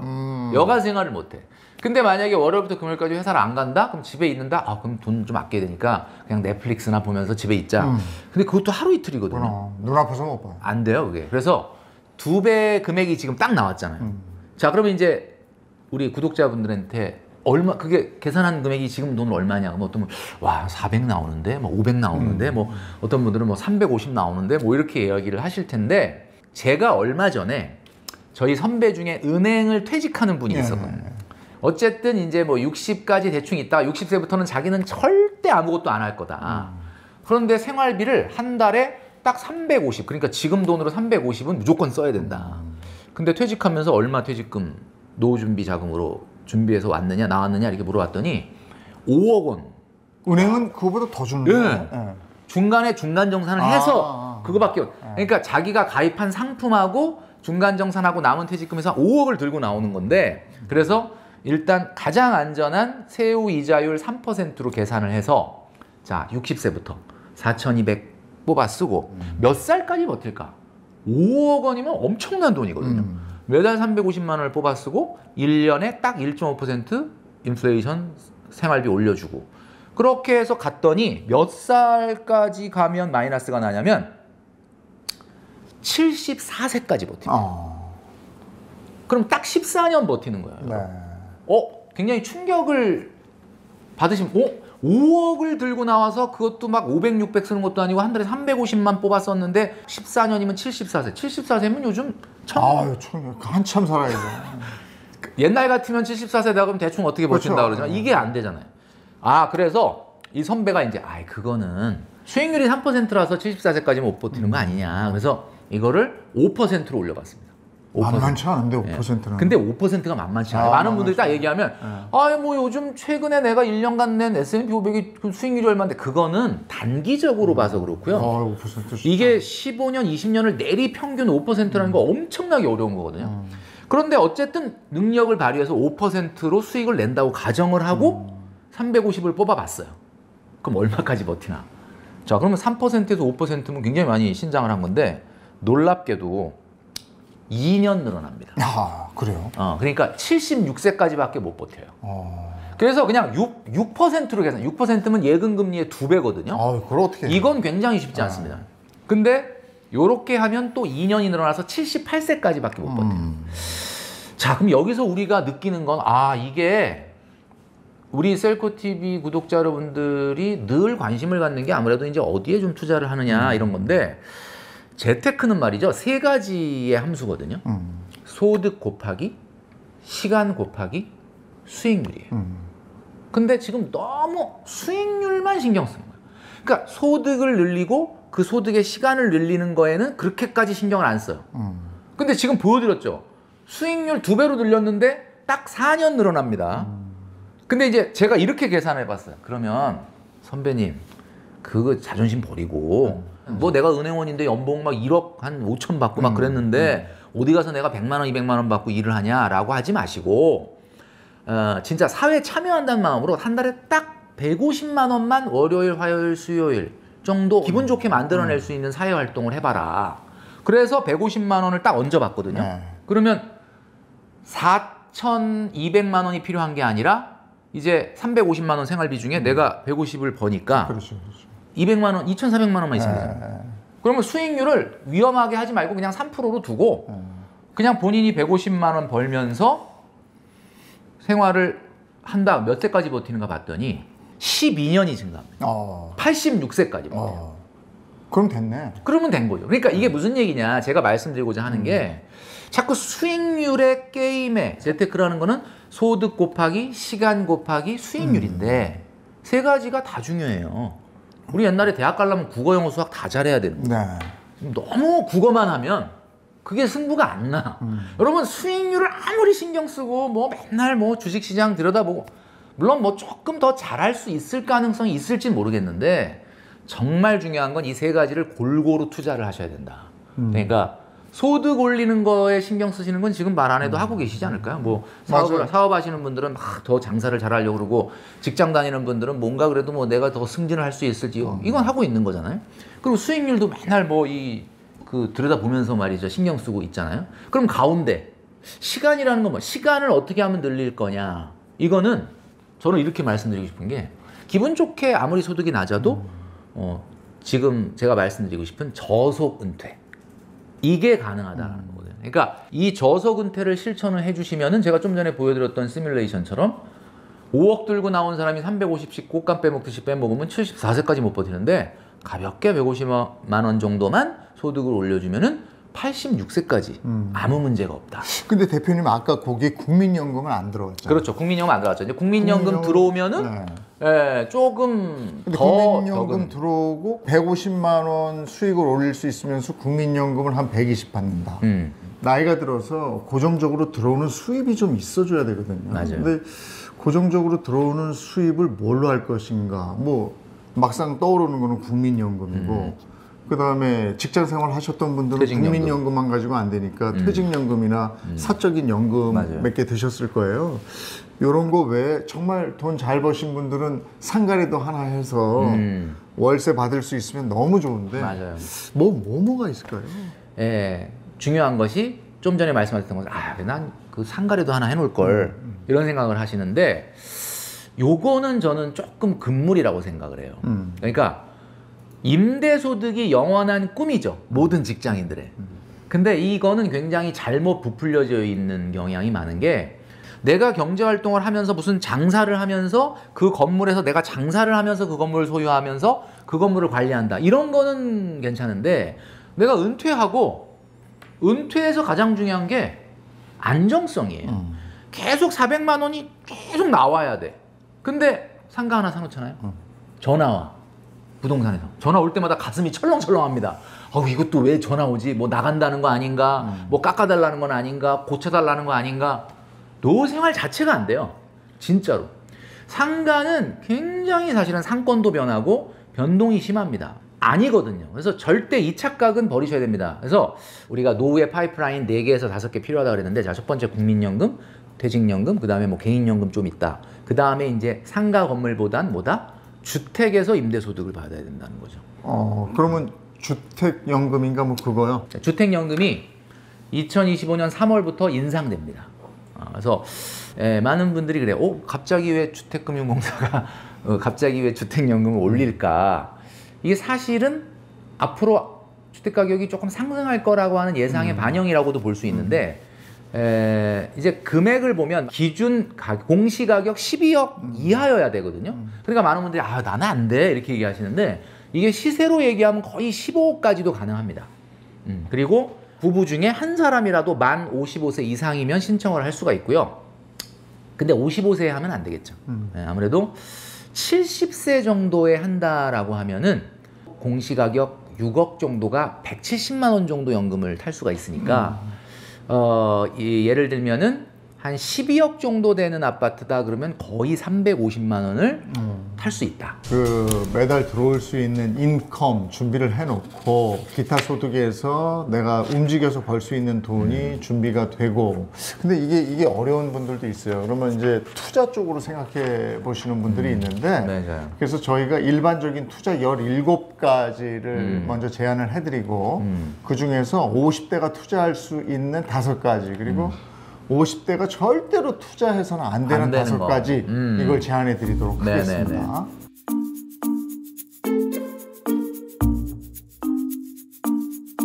그러면 50대가 놓치지 않고 투자해야 되는 5가지를 여기서 한번 골라주시면요. 이제 50대, 60대라고 한다면 아까도 말씀드렸던 것처럼 이제는 뭔가 막 고수익을 쫓기보다는 안정을 좀 선호해야 될 때다라는 건 아마 많은 분들이 공감하실 거라고 봅니다. 일단 기본적으로 첫 번째 말씀드리고 싶은 거는 요겁니다. 예. 여기다 올려놓을까요? 네. 이거는 왜? 기존에 있어야 되는 거 아니에요? 갑자기? 그렇죠. 네. 부동산은 기존에 있고 대부분의 자수성가형 부자들 같은 경우는 성장하는 과정을 보면 주식보다는 아무래도 집의 입지를 높이면서 성장한 경우가 많아요. 왜 그러냐면 우리가 이제 최근에 S&P 500 같은 경우에 25년, 2000년도부터 2025년도까지 수익률을 보면은 333%입니다. 그러니까 25년 전에 제가 타임머신을 타고 갈 수 있다 그러면 S&P 500에다가 탁 의미 있게 한 1억, 2억 넣어놨다 그러면 그게 원금의 3배가 넘는 돈이 수익이 생겼다라는 거죠. 그런데 어떤 사람이 25년 전에 미국 주식에 1억, 2억 의미 있는 돈을 넣고 지금까지 30년 동안, 25년 동안 붙잡고 버텼겠느냐? 그런 사람은 없거든요. 그러니까 일단 기본적으로 주식은 수익률 면에서는 장점은 있을 수 있지만 이렇게 원금 규모에서 규모의 경제에 투자가 어려워요. 그래서 많은 사람들이 왜 자수성가형 부자들이 대개 보면 주택으로 성장을 했느냐. 음마 아파트가 똑같은 시점에 2000년도에 가격을 보니까 31평형이 2억 5천이더라고요. 근데 지금 27억 3천이니까 퍼센트로 992%입니다. 그러니까 S&P 500이 333% 대단하다 그러지만 음마 아파트는 결과론적이긴 하지만 992%. 그럼 딱 3배거든요. 근데 한번 여러분 보시면 미국 주식에 25년 전에 1억 2억 넣고 지금까지 붙잡고 버틴 사람은 아무도 없지만 2000년도에 2억 5천 주고 음마 아파트 사서 지금까지 붙잡고 있는 사람도 엄청 많거든요. 있죠. 그러니까 이게 그래서 우리나라에서는 뭐 수익률이 어떻다 저렇다를 떠나서 부동산이라고 하는 것을 지금 이제 나이 40대 50대 가면서 난 집은 뭐 돈을 너무 깔고 있는 것 같은데 뭐 이러면서 이제 투자를 안 하시려고 하는 분이 있는데 주택이라는 게 희한한 게 그러면 여러분들이 지금 10억 15억짜리의 주택을 살까 말까 고민이다라는 거는 그럼 안 사면 적어도 10억 15억 정도 되는 아파트 전세 정도 수준인 뭐 8억 9억 정도의 주거는 어딘가에 가서는 내고 사셔야 될 거 아니에요. 그러니까 주택은 우리가 투자하는 금액이 주택 가격이 아니고 전세 가격을 뺀 나머지 갭 부분만 투자 금액이 되는 거예요.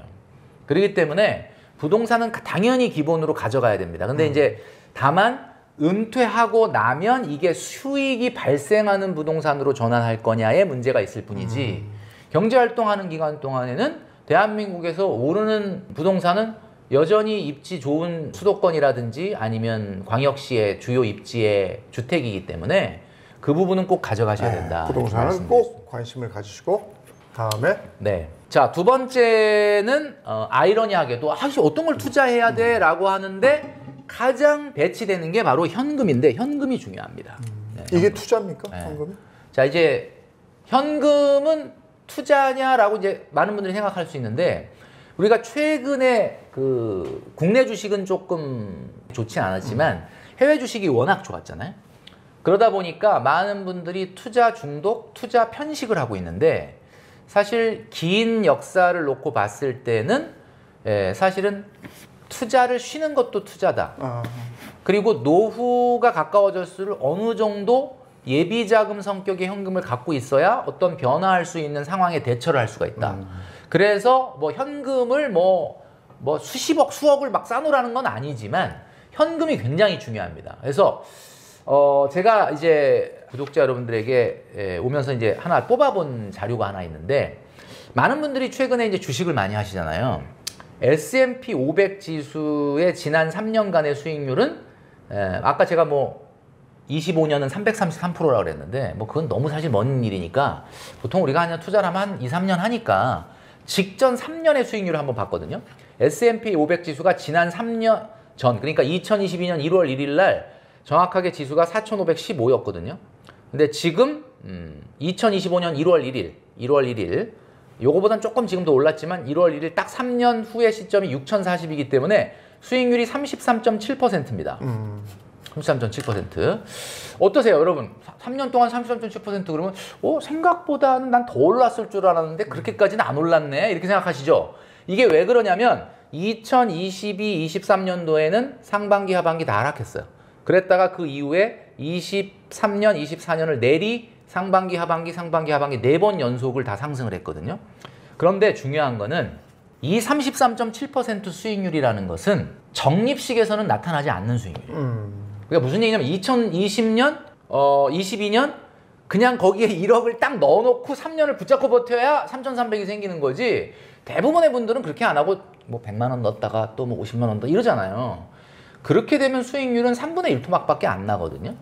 그러니까 그냥 열심히 이 시기에 똑같이 적금 든 거보다 뭐 한 300에서 500 정도 더 나온 건 맞지만 뭔가 이렇게 굉장히 드라마틱한 차이는 안 나는데 사람들이 굉장히 뭔가를 좀 착각을 하고 있다. 그리고 이제 최근에는 미국 주식에 대한 그 사람들이 거의 신앙같이 돼버렸거든요. 근데 저는 이제 분명히 경고드리는데 당장 무슨 커다란 조정이나 하락은 없을 수 있겠죠. 왜냐하면 당분간은 미국 경제가 원탑이기 때문에 미국 주식이 빠지려면 미국 주식에서 돈을 뺀 게 어딘가 갈 곳이 확실해져야지 빠질 수 있다는 거거든요. 그러니까 지금은 당장은 아닌데 지금 15년 동안 지난 15년 동안 S&P 500이 딱 2022년도 한 해 빼고 14년을 올랐어요. 그렇기 때문에 제가 지금 현금을 두는 이유는 뭐 다 현금으로 몽땅 바꾸라는 뜻이 아니라 여러분들의 자산에서의 어느 정도의 예비 자금인 현금을 갖고 있어야 된다. 이게 투자에 있어서 상당히 중요할 수 있다라는 점을 말씀드린 거죠. 현금도 투자다. 네. 자, 그 다음에 제가 좀 전에 말씀드렸던 내용과 또 약간은 상반된 내용이긴 한데요. 바로 해외 주식. 해외 주식입니다. 네, 해외 주식. 많은 분들이 이제 미국 주식에 투자를 하고 있고요. 그리고 이제 국내 주식은 사실 그동안 굉장히 어려웠던 이유가 국내 주식에서 돈을 빼서 해외 주식에 투자한 거거든요. 그런데 과거 같으면 경제라는 건 사이클이 있기 때문에 원달러 환율이라는 것도 원화와 달러의 상대 가치잖아요. 이게 역사적으로 봤을 때 5년 연속 원달러 환율이 올라갔던 적은 단 한 번도 없습니다. 지난 50년 동안. 그 얘기는 무슨 얘기냐? 아무리 원달러 환율이 올라가도 조금 지나면 다시 또 원달러 환율이 내려가고 너무 내려갔다 싶으면 다시 올라가고 이게 경제의 사이클이었어요. 그리고 주식도 해외 주식이 있으면 국내 주식이 있죠. 그럼 해외 주식이 올라간다 그러면 너무 벌어졌다 그러면 또 국내 주식이 조금 따라잡고 이게 사이클이거든요. 그런데 최근에 나타나는 좀 특이한 현상들 같은 경우는 앞으로의 미래 경제의 메가 트렌드라고 얘기하는 초양극화라는 게 있습니다.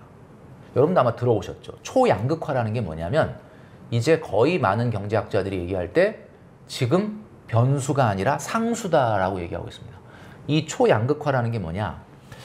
어쩌면 올라간 것이 더 올라가고 내려갔던 것이 더 내려가는 좀 생각하고 싶지 않지만 약간은 좀 끔찍한 미래 같은 그런 일이 생길 수 있다.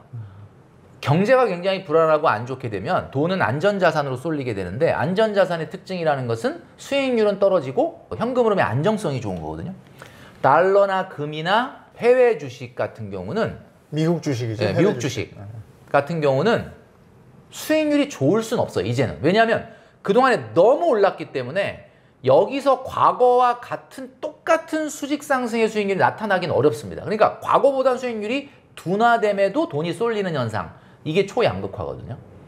그렇기 때문에 해외 주식은 우리가 경계를 해야 되는 부분이 분명히 있긴 하지만 어느 정도 포트에 담을 필요는 있다.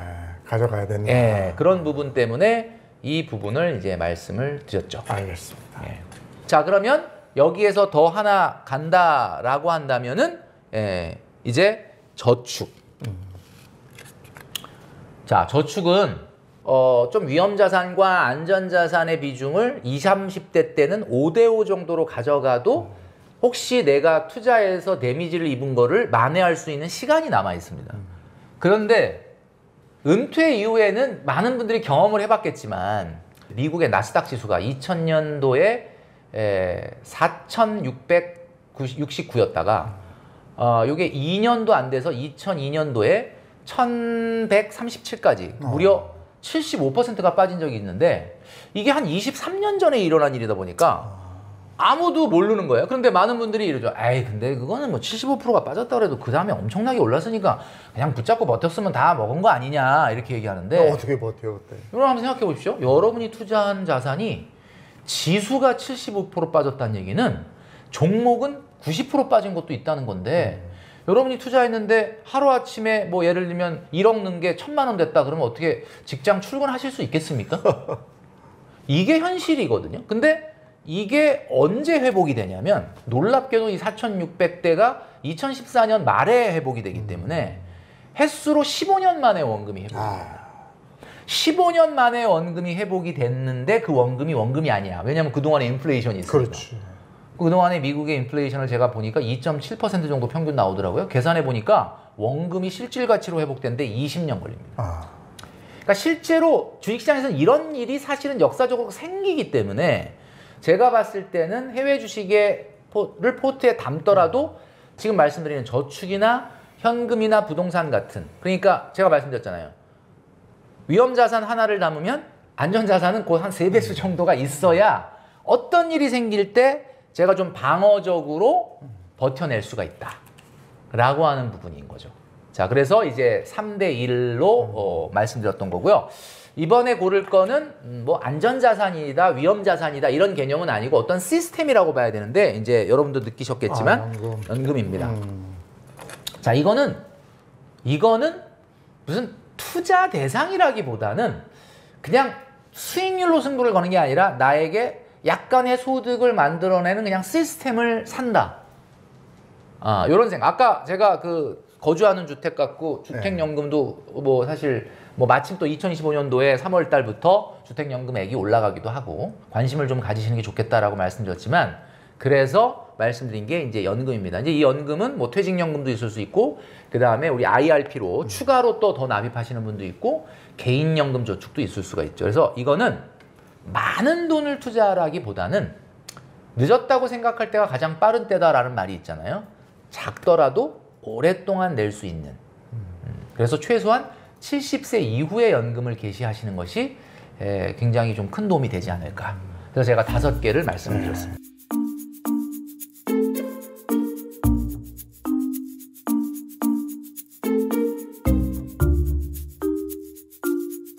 이번에는 반대로 반대. 50대에 투자하면 안 되는 거. 예. 저도 딱 보니까 야, 그럼 어떻게 이게 주식은 이제 아까 우리가 해외 주식 얘기했는데 이제 국내 주식일 수 있는데, 뭐 국내 주식도 사실은 가격적인 면에서 이제 해외 주식보다 워낙 사실 저평가가 돼 있으니까 매력이 있다라고 볼 수 있는데, 아까 제가 말씀드렸던 것처럼 초양극화가 위험 자산이 약간 위험 자산일 수 있으니까 맞습니다. 하시더라도 좀 맞습니다. 그래서 맞습니다. 요거는 정말 데이 트레이딩을 하시는 분이 아니라고 한다면 조금 좀 지양했으면 좋겠다는 그다음에 생각이 들고요. 전 이거 갑니다.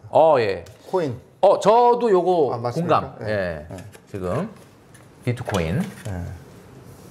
사실 비트코인의 미래에 대해서 아주 부정적이진 않아요. 저도. 왜냐하면 최근에 비트코인이 떴던 이유는 트럼프 정부가 출범하면서부터 사실은 이 달러에 대한 신뢰가 좀 이게 사실 달러라는 건 희소성이 있는 건 아니거든요. 왜냐하면 지금 여러분도 아시겠지만 지금 미국 주식이 이렇게 승승장구할 수 있는 그 기저에는 뭐가 있냐면은, 우리가 2008년 금융위기 때 4조 5천억 달러가 풀렸고, 그 이후에 코로나 극복한다고 재정 지원으로 풀린 돈이 3조 5천억 달러예요. 근데 이게 아직 채회수가 되기도 전에 지금 금리가 동결됐거든요. 그럼 이제 8조 달러면 우리나라 돈으로 얼마냐면 1경 1,600조 원입니다. 1경이라는 게 좀 감이 없으시죠? 10,000조 원입니다. 10,000조 원 하고도 1,600조 원의 돈이 달러만큼이 풀렸는데 이게 회수가 안 되고 있는 상황이에요.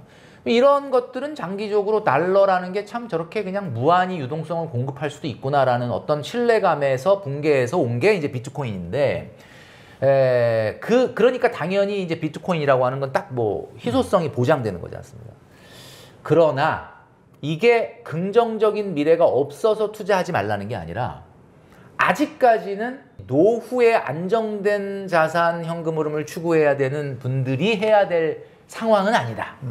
그리고 지금 상당히 올라 있기 때문에 조금 조심하셔야 될 때라서 굳이 포트에 담을 필요까지는 없지 않을까. 라는 생각으로 말씀을 드린 겁니다. 자, 그 다음에 또 하나 같은 경우는 뭐 이게 다 그냥 거슬리네요, 눈에. 명품 테크. 명품 테크. 자, 이게 뭐 롤렉스 같은 거 사가지고 되팔고 이런 거. 근데 이거는 명품 테크라기보다는 명품을 사는 사람들이 자기 자신을 설득하기 위한 면죄부이자 그냥 핑계입니다. 아니 근데 오르기도 오르던데. 오르기도 오르죠. 오르기도 오르는데, 사실 그거는 제가 봤을 때는 뭐 거기 오픈런을 하고 이런 분들 같은 경우는 그걸 통해서 내가 이걸 사서 다시 리세일을 하겠다라는 건 아니거든요. 그러다 보니까 나이 먹을수록 뭐 그래, 어떤 분들은 뭐 나이 먹으면 롤렉스 하나 정도는 있어야 되지 않냐 이런 얘기를 하는데, 요거는 이제 우리가 나이 먹을수록 뭔가 좀 이런 것들에 대한 좀 집착은 좀 버려야 되지 않을까라는 생각에서 이제 요거를 고른 거고요. 그다음에 네 번째는 딱 눈에 띄는 게 이게 또 약간 좀 제가 눈에 이거 띄는데. 모르고 뛰어들면 안 돼요. 자, 경매. 우리가 이제 지나가다 보면 자녀를 키우시는 분들 같은 경우는 어떤 학원 건물이 있는데 건물이 되게 작은데 플랜카드에 서울대 연고대 합격 100명 이렇게 딱 붙여놨어. 저기에 우리 애를 보내면은 진짜 스카이를 가겠구나 이렇게 생각을 하는 거예요. 근데 그 학원에 재학 중인 친구들이 거의 10,000명이 넘습니다. 그렇게 조그맣지만 무슨 얘기냐? 판타지라는 거죠. 경매를 통한 성공의 그 무용담들은 실제 그게 불가능하다는 건 아니에요. 그런데 실제로 우리가 생업을 갖고 있는 사람이 그것도 주택, 뭐 상가를 경매해서 뭐 분양받는 분도 있겠지만 아마 주택을 많이 생각하실 텐데 주택을 통해서 법원에 계속 가면서 이거를 내가 낙찰을 받는다? 사실 현실적으로 굉장히 쉽지 않다. 그러니까 중요한 거는 우리가 좀 과장된 판타지가 숨어 있을 가능성이 있다. 마지막 하나는요. 이제 보면서 한번 고민을 해봐야 될 것 같습니다. 예. 제가 여기서 좀 눈에 거슬리는 게 하나가 친목계. 친목. 예, 요거는 우리가 나이 들면서 인간관계에 좀 가지치기가 필요하다라는 그런 어떤 영상들을 좀 많이 봤거든요. 제가 한 몇 년 전만 해도 저게 왜 그러지? 이랬는데 저도 이제 나이를 좀 먹고 이제 50대 중반 넘어가다 보니까 그게 왜 그런지를 알겠는 거예요. 친목계라는 거는 여기서 말하는 건 그냥 돈 모았다가 그냥 뭐 맛있는 거 먹고 놀러 가자라는 친목계일 수도 있지만 어쩌면 이게 금융상품으로서의 옛날에 우리가 얘기하는 계일 수도 있거든요. 자, 굳이 우리가 그렇게 노후에 리스크를 부담할 일을 해야 될 이유가 있느냐? 라는 차원에서 봤을 때는 우리가 뭐 개가 얼마나 수익률이 높은 줄 알아? 뭐 이러는데 사실은 그렇게 높은 수익률이라는 게 나온다는 이유는 그게 왜 그런지에 대해서 여러분들이 한번 곰곰이 생각해 보신다면 요거는 굳이 할 이유는 없다. 오히려 적극적으로 피해야 된다라고 말씀드리고 싶습니다. 네.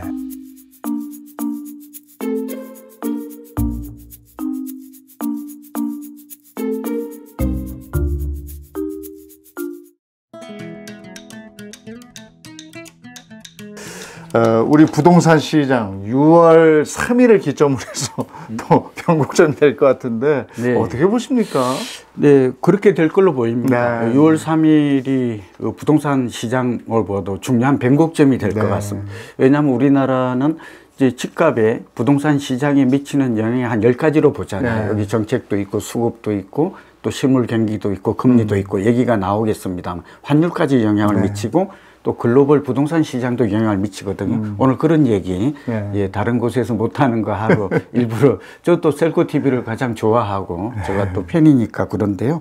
한마디로 6월 3일이 시장의 변곡점이 된다 하는 것은 분명하고 지금 이어지겠습니다만 앞으로 눈여겨 10가지 변수 중에 아까 제가 이제 간결하게 언급했습니다만 3가지 변수, 정책 변수가 시장을 이제 직접적 영향을 크게 미칠 거다. 두 번째는 금리 이 변수를 눈여겨봐라. 이제 세 번째는 수급 변수입니다. 물론 여기에 뭐 글로벌 동향이나 또 여러 가지 다른 뭐 환율의 변수도 있겠습니다만 또 대출 변수도 있죠. 그러니까 여기서 중요한 건 단기적인 영향력은 정책, 금리, 그다음에 대출 규제 이런 걸 눈여겨봐라. 그다음에 거시도 있다. 그런 말씀을 좀 드리고요. 정책과 관련해서는 이제 또 질문해 주시면 답변하겠습니다만 누가 될지는 모르지만 현재로서는 어쨌든 이재명 대표가 좀 유망해 보이잖아요.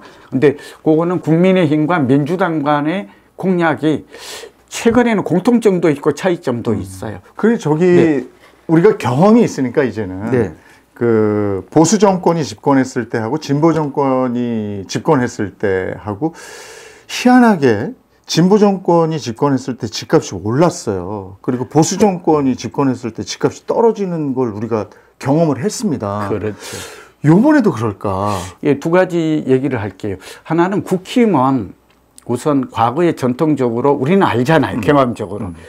두 가지가 핵심이었어요. 크게 보면 세 가지인데 하나는 공급 확대였어요. 윤석열 정부 270만 호에서 그다음에 서울은 150만 호에서 뭐 수도권 해서 계속 하겠다 하는 거였고 두 번째는 규제 완화였어요. 그러니까 공급 확대를 하려면 재건축부터 시작해서 규제 완화를 해야 공급이 되겠죠. 규제 완화. 그 중에 핵심이 재건축이었어요. 네. 그리고 또 하나는 재건축을 하려다 보니까 재건축 초과 그 부담금이라고 그럴게요. 요걸 또 폐지하자 그랬어요. 그게 국힘이었는데 결국 그 민주당이 반대해서 재건축 촉진법이 대표적이에요. 그 통과가 안 됐어요. 네. 그다음에 이제 세금을 좀 깎아주겠다. 네. 그게 이제 말하자면 내년 5월까지 양도세 중과 같은 걸 유예를 해놓은 상황이에요. 그러니까 집이 여러 채라도 중과 안 할게 세부담을 완화한 거죠. 이게 윤석열 지금 국민의힘 정부가 전통적으로 해온 거예요. 박근혜 때부터. 그런데 여기서 차이가 있는 게 이재명 대표의 공약을 제가 천천히 뜯어봤거든요. 글도 썼는데 보니까 그 첫 번째 규제를 강화할 거라고 봤어요. 네. 규제 일변도 정책이라고 그래요. 전통적으로 보면 노무현 정부도 그렇게 했고 문재인 정부도 그렇게 했어요. 그다음에 두 번째는 세부담을 늘렸어요. 가진 자가 많은 특히 2주택 이상은 다주택이다. 네. 그러니까 중과세를 매겼어요. 그러니까 취득세, 보유세, 그다음에 양도세까지 다. 이게 전통적인 민주당 정권이 해온 정책이거든요. 그다음에 여기다가 이제 다주택자는 대출 규제까지 강화했거든요. 그리고 재건축도 보면 투기가 부는 게 대표적인 시장이 강남, 용산 이런 데 재건축이다. 그래서 이때 막 토지 거래 허가 구역도 그렇고 투기 과열지구 조정적 이런 규제를 많이 했단 말이죠. 근데 그 결과 수요 공급에서 불균형이 나온 거예요. 공급을 안 했더니 시간이 2, 3년 지났더니 공급 부족으로 집값과 전세값이 급등했다. 예를 들면 임대차 임차인을 보호하기 위한 특별법이 결국은 매물을 줄이고 매물이 줄어들면 당연히 가격이 오르겠죠. 수요 공급에 이거는 상식이잖아요. 시장 법칙. 이런 현상 때문에 그렇게 하는데 이번에 이재명 대표 그 후보자님의 공약을 보니까 다행히 이렇게 됐습니다. 공급은 250만 가구를 유지하겠다. 그러니까 매년 50만 가구, 40만 가구는 민간에서 10만 가구는 LH나 GH 같은 공공에서 이건 상당히 긍정적이에요. 두 번째는 규제는 재건축에 대한 초과 부담금은 완화하겠다. 그리고 세금은 현재의 상태를 유지하겠다. 어떻게 하겠다는 건지 그까지는 잘 모르겠어요. 지금 사실 바뀐 게 없기 때문에 문재인 정권 때 세금이 이 부동산 관련해서는 뭐 좀 풀릴 것처럼 얘기했지만 국회에서 벽을 넘지 못해서 그냥 그대로니까 이 기조를 유지하겠다 하는 것 같고요. 네, 그래서 공급 쪽에 다행히 숨통을 트이고 그다음에 이제 청년들의 이게 중요한데 청년들이나 신혼부부를 위해서 4기 신도시, 스마트 신도시를 하겠다. 물론 3기 신도시도 제대로 되고 있지 않은데 4기 신도시를 해야 될까? 이런 의문은 듭니다만 공급 확대 정책이 들어갔다는 점에서는 긍정적이고 그리고 경기 부양책을 펼 겁니다. 그러면 금리 내리고 규제가 생각보다 강화되지 않고 이제 유지가 되고 현 상태가 만약에 더 강화되는 게 아니라 그리고 그 공급 확대 정책 이런 것까지 나온다면 경기 부양책까지 나온다면 저는 이번에는 변곡점이 되지만 그렇게 나쁜 쪽이 아니라 그렇게 되면 새 정부가 기대감이 생기거든요. 그런 면에서 심리는 다소 좀 완화되지 않을까 그렇게 봅니다. 누구나 눈여겨보고 있는 지역이 있습니다. 내가 거길 들어갈 수는 없지만 저게 어떻게 되나 하고 예전부터 지켜봤던 곳이 있어요. 대치동의 음마아파트 같은 경우도 그렇고요. 압구정동 현대아파트, 한양아파트, 미성아파트 이런 데들이요. 근데 이게 진보 정권으로 가면 이게 제대로 재건축이 되겠는가라는 의문점을 가지고 있거든요. 그 부분은 어떻습니까? 네, 저도 같은 생각이고 또 인생께서는 뭐 그런 면에 사람들의 생각을 많이 고민하시고 또 질문하신 건데요. 예, 그게 좀 이제 조금 의문시 되는데, 근데 이번에 봤더니 재건축에 대해서는 용적률을 1.3배 올려주고 부담금을 완화하겠다 이 정도 나왔어요. 예, 제가 자꾸 지금 단정 짓고 하는 게 아니라 민주당 쪽이 될 수도 있고, 왜냐하면 국민의힘이 되면 이거는 거의 그 예측 가능해요. 예측. 왜냐하면 지금까지 그대로 갈 기조가 거라. 있으니까. 예, 기조로 갈 거예요. 근데 바꿔졌을 때 어떻게 될 건가 이게 궁금할 것 같은데 재건축의 변화가 가장 많이 오죠. 예, 그것 때문에 지금 아까 하신 대로 그런 아파트 있죠. 최근에 많이 이 한강 멘션이나 이런 것들이 최근에 3, 4가 오르거든요.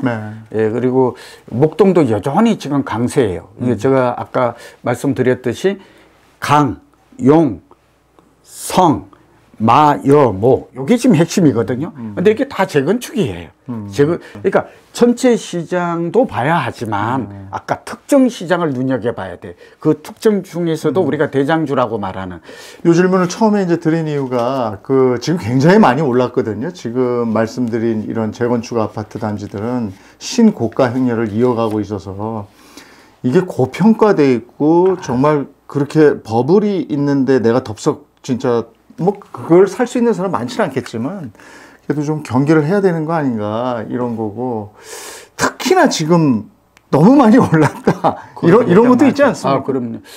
예, 지금 연 선생님께서 매우 날카롭고 지금 지적을 했는데 지금이라도 강남 용산을 사야 합니까? 목동 제가 가장 하루에도 두세 번씩 듣는 또 제자들로부터 질문인데요.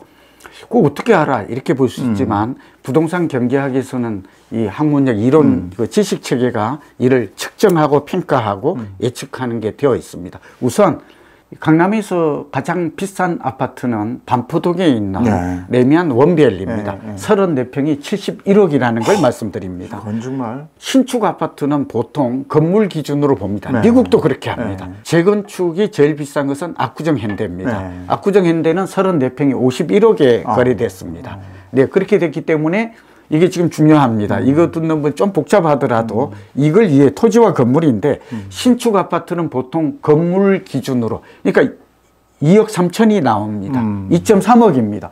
아, 서울에서 우리나라 가장 비싼 아파트가 2억 3천이군요. 건물 기준으로. 요게 현실이고요. 질문 교지는 현황을 분석하면 두 번째는 압구정 현대는 그 34평인데 대지가 16평인데 이게 51억인데 나누면 이건 건물 가치가 없습니다. 40년이 지나서. 3억이 넘는 예, 그래서 3억이 됩니다. 그러니까 오늘 이걸 아시면 지금 전체 시장은 서울이 어떻느냐. 아파트 한 채 된 가격이 14억이고요. 예, 전세 가격이 7억 5천 됩니다. 전세가율이 55% 정도 되고 서초구가 가장 비쌉니다. 평균 가격이 31억. 그 다음에 강남구가 27억, 8억, 송파구가 20억. 용산이 조금 송파구하고 조금 높습니다. 그래서 지금 그러면 또 질문이 두 번째 질문입니다. 첫째, 새 아파트가 과도하게 오른 것은 새 아파트 프리미엄이 주는 주거 만족도, 생활 편리성이라고 말합니다. 그러니까 저도 원베일리를 가봤거든요. 예, 거래된 걸 한강이 쫙 보이고 있고 우리가 이제 입지라고 말하는 교육, 교통, 쇼핑, 녹지 공간, 여기다가 병원까지 5가지의 입지 조건, 이것도 이제 아시겠지만 이걸 완벽하게 갖추고 있어요.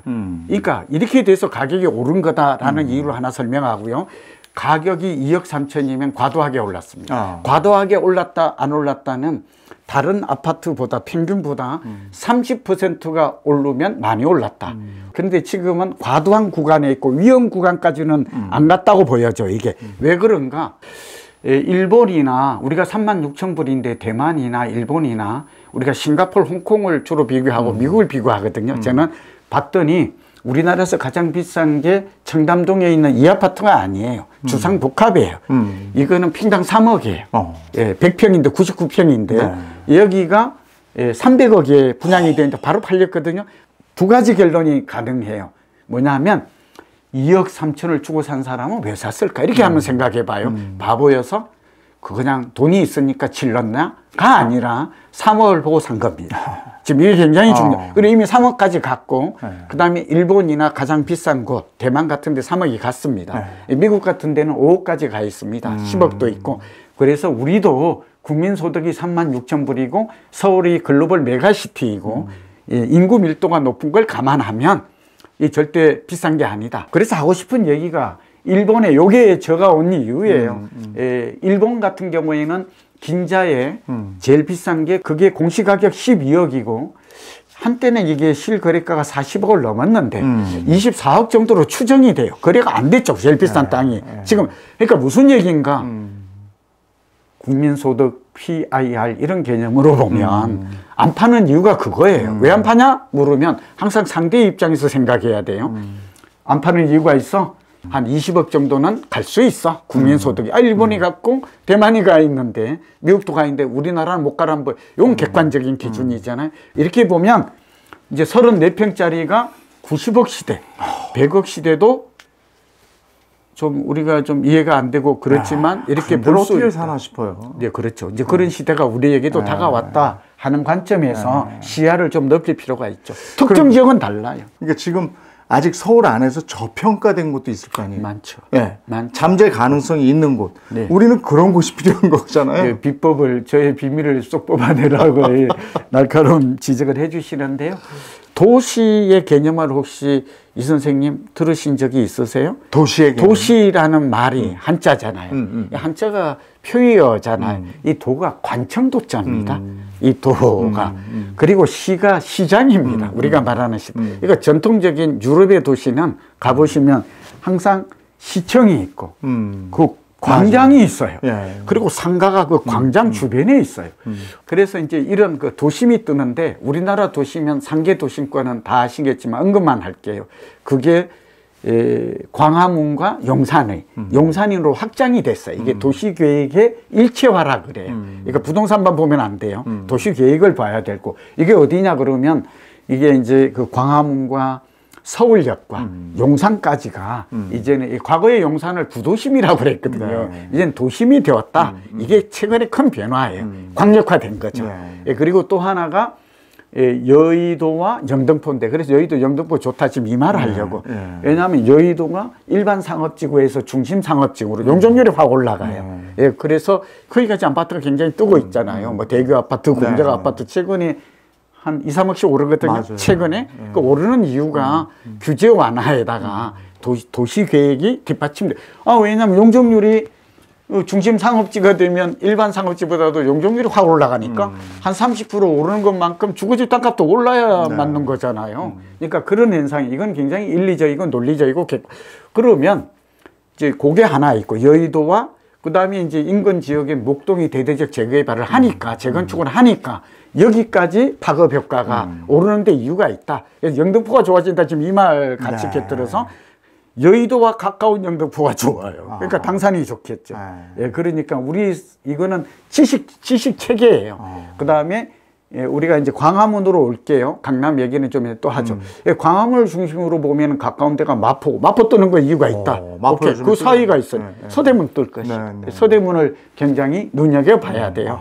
그다음에 용산의 옆이 어디예요? 동대문이죠. 동대문. 그러니까 동대문 뜬다. 자, 이제 그래서 뜨는 이 지역이 지금 뜨겁고 좀 더 오를 풍선 효과이기도 하고 그 다음에 뜰 지역이에요. 강남만큼 오를 지역은 하면 강남만큼 가격이 같아지는 건 아니지만 가격 격차가 지금 벌어져 있죠. 이렇게 말할 수 있고. 그다음에 서초동과 가까운 그 행정구역은 어디예요? 그 흑석동 동작구. 동작구죠. 그게 흑석동과 사당동. 흑석동은 바로 반포에서 가깝잖아요. 그러니까 그 파급 효과, 인접성, 네이버훗 이펙트라고 그래서 이 효과를 그대로 누려요. 흑석동이 뜨는 데는 흑석동 그 자체가 좋다기보다 사실은 반포동, 구반포가 뜨니까 이 가격이 오르는 것만큼 키 맞추기, 격차를 줄여. 그러니까 미리 움직이는 거예요. 나 지금 반포동은 살 수가 없거든. 그 50 몇 평이 막 70억씩 하거든. 그걸 내가 어떻게 사, 이 사람아? 그러니까 나는 돈이 10억밖에 없으니까 15억이라도 가. 그러니까 그 15억이 20억이 되고 있는 거다. 그러니까 압구정을 못 사면 속상하다. 아무것도 안 할 게 아니라 대한투자. 아니 내가 마주보고 있거든요. 근데 이거는 가격이 내가 30억인데 저는 15억 하거든요. 절반이거든요. 그러면 갭 투자라도 5억까지만 할 수 있었어요. 그게 지금 20억 됐잖아요. 오늘 이 말 속에 제가 잘났다 과거의 얘기가 아니라 이런 일들은 지금 하고 있잖아요. 그러니까 지금 뭐 압구정동이 뜨고 반포가 뜨고 그러는데 거기서 잠수교 바로 건너면 또 용산으로 가기 때문에 좀 덜 복잡한 데서 강남을 누릴 수가 있는 거고 그 다음에 그 강남 옆에 서초동 옆에 보면 동작구도 있고 또 있으니까 그런 데서 단계를 밟아서 굳이 강남으로 가신다면 그렇게 해서 강남 입성하시면 되는 거고. 그렇죠. 그러니까 또 하나는 여러분 요거 하나만 하지 말고 광화문과 여의도와 강남, 서초, 송파 이제 서초가 중심되죠. 강남. 요거 연결하면 요게 또 삼각지가 큰 삼각형이 나와요. 이게 굉장히 여러분에게 통찰력이 됩니다. 어디 할지 모르겠어. 그러면 요 삼각형 안에 들어가면 됩니다. 알겠습니다. 아시겠죠? 네. 자, 이제 경기도를 한번 가볼게요. 경기도가 넓어요. 그래서 저는 수용성 화평을 중심으로 얘기할게요. 왜냐하면 이 세 가지인데 첫 번째는 서울이 오르면 한 6개월 시차를 두고 수용성이 올랐어요. 그 다음에 약간의 시차를 두고 인천광역시가 움직여요. 그런데 경기 남부가 먼저 움직인다는 사실에 그건 또 이유가 있어요. 그건 직주 근접, 광역철도, 그러니까 이 출퇴근하는 이런 사람들이 수용성이 더 많다라는 것을 의미하는 것 같아요. 집값의 영향을. 두 번째는 지금은 그런데 광교가 지난주부터 움직여요. 그러니까 과천하고 판교는 중강남이라고 그래가지고 강남이 움직일 때 이번에도 과거의 패턴과 같은 점과 다른 점이 있는데 움직였어요. 그런데 광교까지 좀 안 움직이더라고. 그 이유가 이제 그 소위 말하면 지역배를 똘똘한 한 채라는 거 뭐 흔히 똑똑한 이런 뜻도 되고 슈퍼 리얼티의 개념이다. 살기 좋고 사기 좋은. 이제 재테크의 개념이 왜냐하면 20, 30대가 집을 사면서 이제 투자의 개념이 더 크게 들어왔어요. 우리하고 좀 달라요. 뭐 어쩔 수 없는 건데. 그리 되다 보니까 이제 광교까지도 집값이 오를 거라고 움직이는 사람들이 이 광교보다는 판교와 가천으로 움직였다. 이렇게 좀 해석할 수가 있죠. 그럼에도 불구하고 세 번째는 결국 서울이 오르면 과거의 패턴을 보면 수용성은 움직이고 화성 동탄을 좀 주목하라. 그러니까 수원 중에서도 영통구와 건성구가 좀 중심이 될 것이다. 시간이 좀 있으면 이것도 좀 깊이 있게 분석할 수 있어요. 이 준비가 되어 있는데 그래서 이쪽에 새 아파트와 재건축을 주목하라. 그 재건축은 최근에 보니까 3천 가구 이상이 주변보다 집값이 10에서 20% 차이가 나요. 아까 원비엘리. 그래서 이게 과거에는 1000가구냐 아니냐가 중요했잖아요. 500가구 이상은 돼야 된다. 1000세대가 돼야 좀 그래도 관리비도 저렴하고 편의시설도 들어오더라. 이런 것들이 결국은 집값을 올리는 리조트의 개념으로 바뀌더라. 이렇게 본다면 화성 평택까지 저는 좀 유망하게 보고 인천도 최근에 급락했는데 제가 볼 때 인천의 송도 같은 거는 주목해야 돼요. 지금 반토막 났거든요. 근데 과거의 통계를 보면 고점에서 40% 이상 빠진 적이 없어요. 그러면 무릎에서 사서 어깨에서 팔아라. 사람들은 자꾸 바닥을 기다려요. 그게 언제인지. 그래서 제가 추천한 이유는 40% 빠진 것을 무조건 얘기를 하는 건 아니고 무릎 이하인 건 맞다. 더 빠져봐야 빠질 것이 없다. 그리고 전세가 입주 물량이 줄어드니까 오르지 않겠나. 그리고 지금 땅값도 오르는 추세거든요. 공시지가 변동률을 보면 땅값이 오르는데 집값이 내릴 리 있습니까? 건축비도 오르는데 전세 가격이 오르는데 집값이 내릴 리가 있습니까? 실수요자들 얘기로 이런 것을 눈여겨봐라 이런 말씀이시고요. 그렇다면 이 지역은 그런데 집의 컨디션이요. 그러니까 이게 신축이 좋으냐 10년 내에 구축이 좋으냐 아니면 재건축 가능한 구축이 좋으냐 아니면 리모델링 가능한 구축이 좋으냐 이거는 어떻게 보십니까? 그렇죠. 중요한 질문이고요.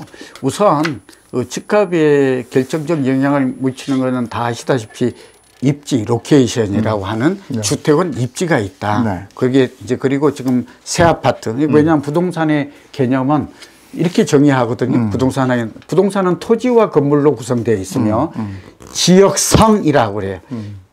입지성이라고 그래요. 입지는 환경을 의미하거든요.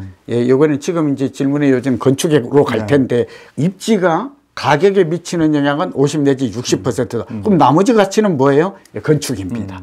그리고 커뮤니티, 단지가 어떻게 사람의 편리, 주거 만족도 우리가 주거 편리성을 제공하는가 그 얘기를 이제 지금 신축 구축에서 하고 그러니까 앞단이 좀 있어야 돼요. 그래서 이제 부동산 학의 근거를 가지고 답을 드리면 자 여러분 가격이 형성되기 위해서는 토지와 건축물이다. 토지의 가격은 입지 가치가 중요하거나 그게 충분히 분해해서 보라 이 말이에요. 이 보면 굉장히 통찰력이 생겨요.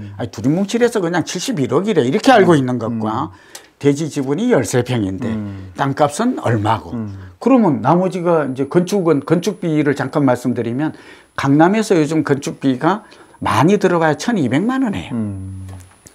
그러면 예를 들게 원베일리를 그러면 그 34평 해봐야 5억도 안 돼요. 근데 71억이면 그러면 그러니까 이 선생님도 생각을 해보세요. 그러면 나머지가 그럼 땅값이라며. 그럼 땅값이 그럼 그렇게 비싸다는 얘기가 지금 이렇게 되잖아요. 그렇지가 않아요. 그 얘기를. 뭐냐면 부동산 경제학에서는 이렇게 분석해요. 토지와 건물인데 프리미엄이라는 게 발생해요. 프리미엄은 수급에 의해서 사람들의 선호도에 의해서 자, 원밸리 같은 경우는 이렇게 됩니다. 그래서 거품인지 아닌지를 알 수 있다 그랬잖아요. 거품 측정 기법이 있다고. 아까 토지비는 압구정이 3억이라고 그랬잖아요. 여기도 그럼 3억으로 봐야 돼요. 그러면 그걸 더해도 이게 말이 안 돼요. 네. 그럼 나머지가 뭘까요? 그러니까 3억이라고 봅시다. 13평이 3억이면 40억이라고 보자고요. 그러면 합해봐야 45억입니다. 이렇게 되잖아요. 그리고 계략적인 얘기입니다. 그러면 우리는 그 가격이 왜 이렇게 높게 형성돼요? 이러는 이거는 편리성이 준한, 아까 대체 불가성이 준한. 하여간 그러니까 제가 저 질문에 신축이냐 구축이냐 이런 건 지역에 따라 다르다. 아, 그 얘기를. 네, 네. 예, 신축, 구축 얘기가 중요한데요. 네. 예, 여러분 오늘 중요한 얘기를 듣고 계십니다. 최근에는 이 가격 격차가 크질 않았어요. 근데 강남에서 보여줬어요. 최근에 얼마까지 벌어지느냐.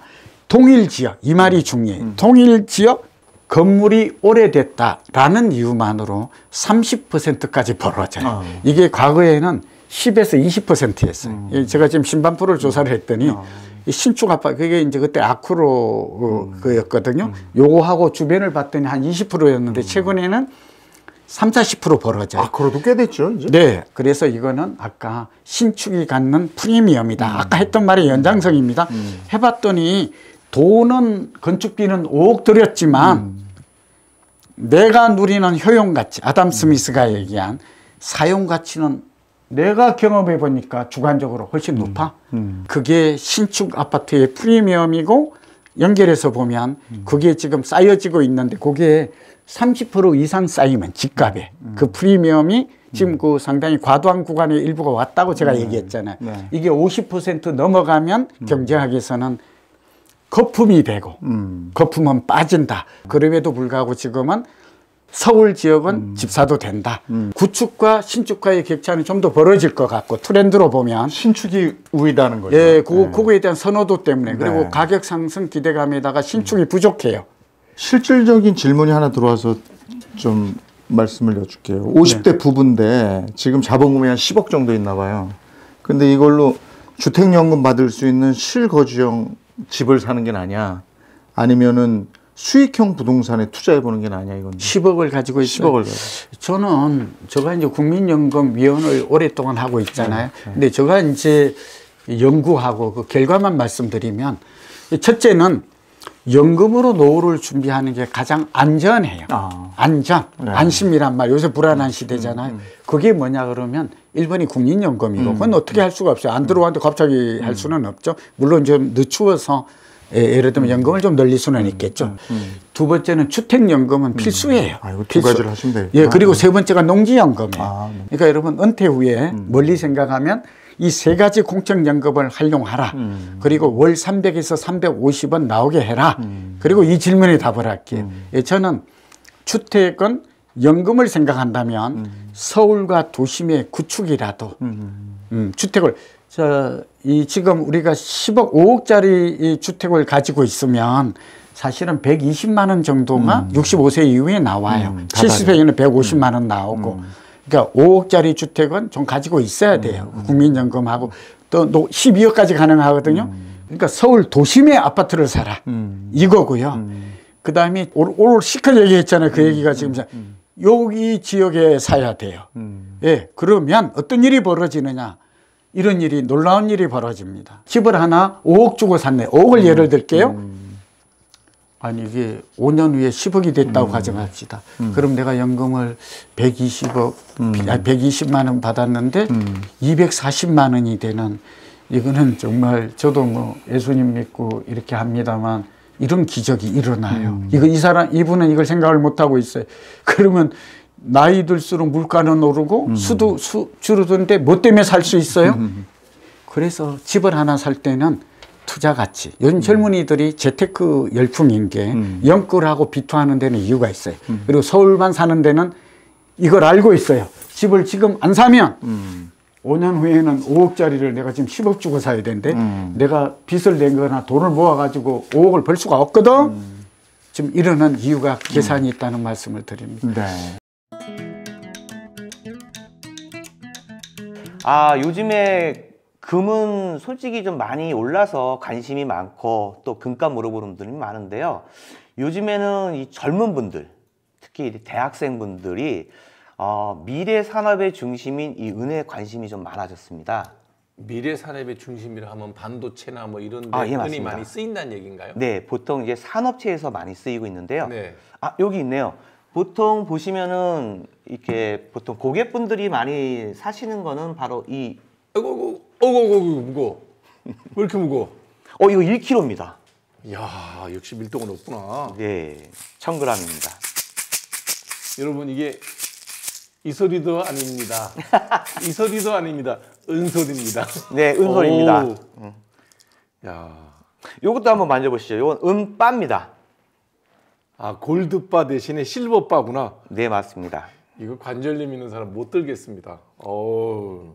그것도 이렇게 아령으로 대신 네. 여자분들은 해도 괜찮을 정도의 무게입니다. 파인 실버 99.99% 1000g 골드뱅크 오브 코리아.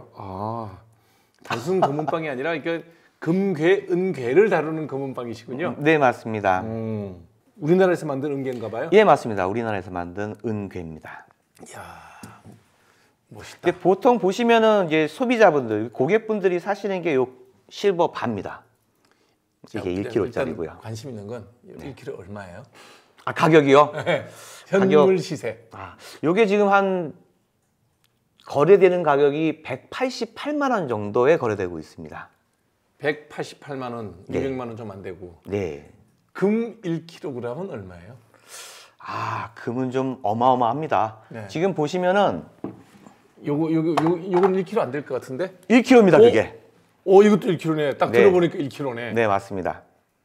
뭐 정말 이렇게 만질 수 있는 기회를 줘서 요거는 얼마예요? 요게 한 1억 6천만 원입니다. 1억 6천만 원. 네. 188만 원. 네. 이거 20배가 넘는다는 얘기네. 너무 저평가돼 있다. 네, 맞습니다. 인류 역사상 이렇게 저평가된 적은 없었을 것 같은데. 근데 그 이유가 있습니다. 이건 왜 그러냐면 이제 금본위제라고 예. 그전에는 금과 은을 혼합해가지고 화폐도 만들고 이렇게 동그라미처럼 동전도 만들고 했었는데요. 모든 안전자산의 기준을 금으로 하자. 그리고 해서 금본위제가 나오면서 이렇게 비율이 많이 떨어지게 된 겁니다. 그러면 지금 당장 내가 돈이 한 1억이 있어요. 네. 금 사요, 은 사요? 이게 직선적으로 말씀하셔가지고 당황스러운데 저는 금은빵 사장입니다. 네. 네. 근데 금, 은 다 취급합니다. 네. 지금은 저는 은을 추천해 드리고 싶습니다. 그러니까 1억 6천만 원 가고 이거 하나 살래, 이거 85개 살래, 이거의 문제인데 네. 오늘 이 시점이나 1억 6천만 원을 금이나 은에다 투자를 할 거예요. 네. 은? 은입니다. 은? 네. 지금 그러니까 금을 사지 말고 은을 또 산다면 네. 금을 사지 말아야 되는 이유는 뭐예요? 금을 사지 말아야 되는 건 아닙니다. 너무 올라서 사면 안 되는 거 아니에요? 아닙니다. 그건 아닙니다. 저는 개인적으로 이건 제 생각이니까요. 네, 네. 네, 개인적으로 아직까지도 금하고 은은 배가 고프다. 네. 더 오른다. 더 오른다. 뭐 약간 이런 부침은 있겠지만. 예, 그렇죠. 이게 계속적으로 오를 수는 없는데 우상향으로 계단식으로 계속해서 오를 것이다. 그리고 아주 크게 조정을 받겠죠. 왜 이러십니까? 한번 넣었다가 내가 안 넣었다 됩니다. 빼드릴게. 이렇게 주머니에 넣었다가 제가 말을 못합니다. 이렇게 하시면. 일단 저도 이게 제가 이것도 가져올까 말까 고민도 많이 했는데요. 이게 만지다가만 보내면 나도 아쉬울 것 같아서 일단 한번 내 주머니에 1억 6천만 원짜리 예. 금 1kg 넣어보고 이거 당연히 돌려드리죠. 예. 넣고 가시면 그냥 제가 이제 말을 못합니다. 제가. 그래서 금을 지금 그러니까 우상향으로 계속 간다. 네, 저는 그렇게 믿고 있고요. 네. 큰 조정이 오더라도 아주 큰 조정이겠죠. 이런 건 있습니다. 사람들은 계속 금이 오르니까 뭐 안전자산이라고 생각을 하는데 요즘 같은 경우에는 안전자산이 아닌 것 같습니다.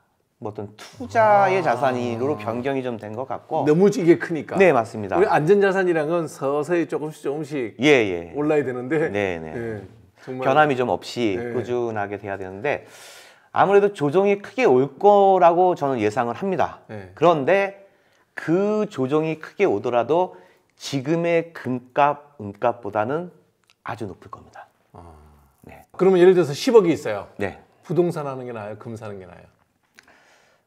저는 그렇게 생각합니다. 앞으로는 좋은, 아주 그 행복한, 그리고 모두 웃을 수 있는 것보다는 좀 한숨도 쉬어야 되고, 이제 불황이고, 그리고 좀 어렵고, 가장 노릇하기 힘들 때가 도래할 것이라고 생각하는 사람 중에 한 명입니다. 만약에 이런 디프레이션이 굉장히 심화가 된다고 하면은 아마 금도 맥을 못 칠 겁니다. 은도 마찬가지고요. 25% 관세 딱 때리니까 금값도 3,000불 이하로 탁 떨어지더라고요. 네, 맞습니다. 근데 그럴 때 되면 뭐 안전자산인 게 이제 없지, 금과 뭐. 달러인데, 달러는 아마 그렇게 되면 좀 그러니까 가격이 오를 가능성은 굉장히 높은데, 장기적으로 보면 달러도 위험합니다. 저는. 그렇죠. 뭐 종이돈인데 뭐 그거는. 예, 맞습니다. 네. 그냥 찍어내면 뭐 보트도 사고 자동차도 살 수 있는 그런 상황이기 때문에. 자꾸 저렇게 이제 미국 대통령이 이상한 짓을 하면 미국 돈도 못 믿는 돈이 되겠죠. 맞습니다. 맞습니다.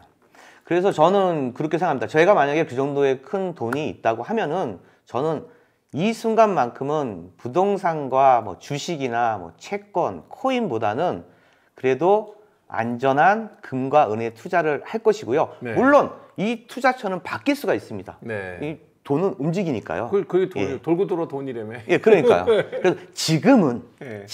금과 은이고 네. 정말 어렵고 불황이 왔을 때 현금의 위력을 아시잖아요. 정말 이 불황 IMF 때 이럴 때 맞아요. 금리 20% 때리니까 그렇죠. 뭐 돈이 최고더만 그때는 또. 그때는 현금이 정말 네. 어마어마한 큰 역할을 할 때는 그때 금을 파시면 됩니다. 금값이 떨어질 거 아니에요. 그러니까 모든 자산이 디프레이션이 깊게 가면은 다 떨어질 겁니다. 그렇지. 아파트 떨어지고 건물 떨어지고 채권 떨어지고. 네. 하지만 어느 자산보다도 덜 금과 떨어지는구나. 그렇죠. 아. 네. 근데 왜 금보다는 지금은 은이에요? 저는 이제 은이요. 저는 이제 금에 관심만큼 곧 제가 생각한 곳은 아마 한 1년 안으로 예. 은이 더 폭발적으로 관심을 갖게 될 거라고 생각을 합니다. 일단 이것도 주머니에 한번 넣었다 꺼낼게요. 예, 그건 넣으셔도 됩니다. 아유, 왜 이러십니까? 한번 넣었다가 뭐, 은 같은 경우에는 저는 앞으로 이제 미래 산업에 굉장히 많이 들어갑니다.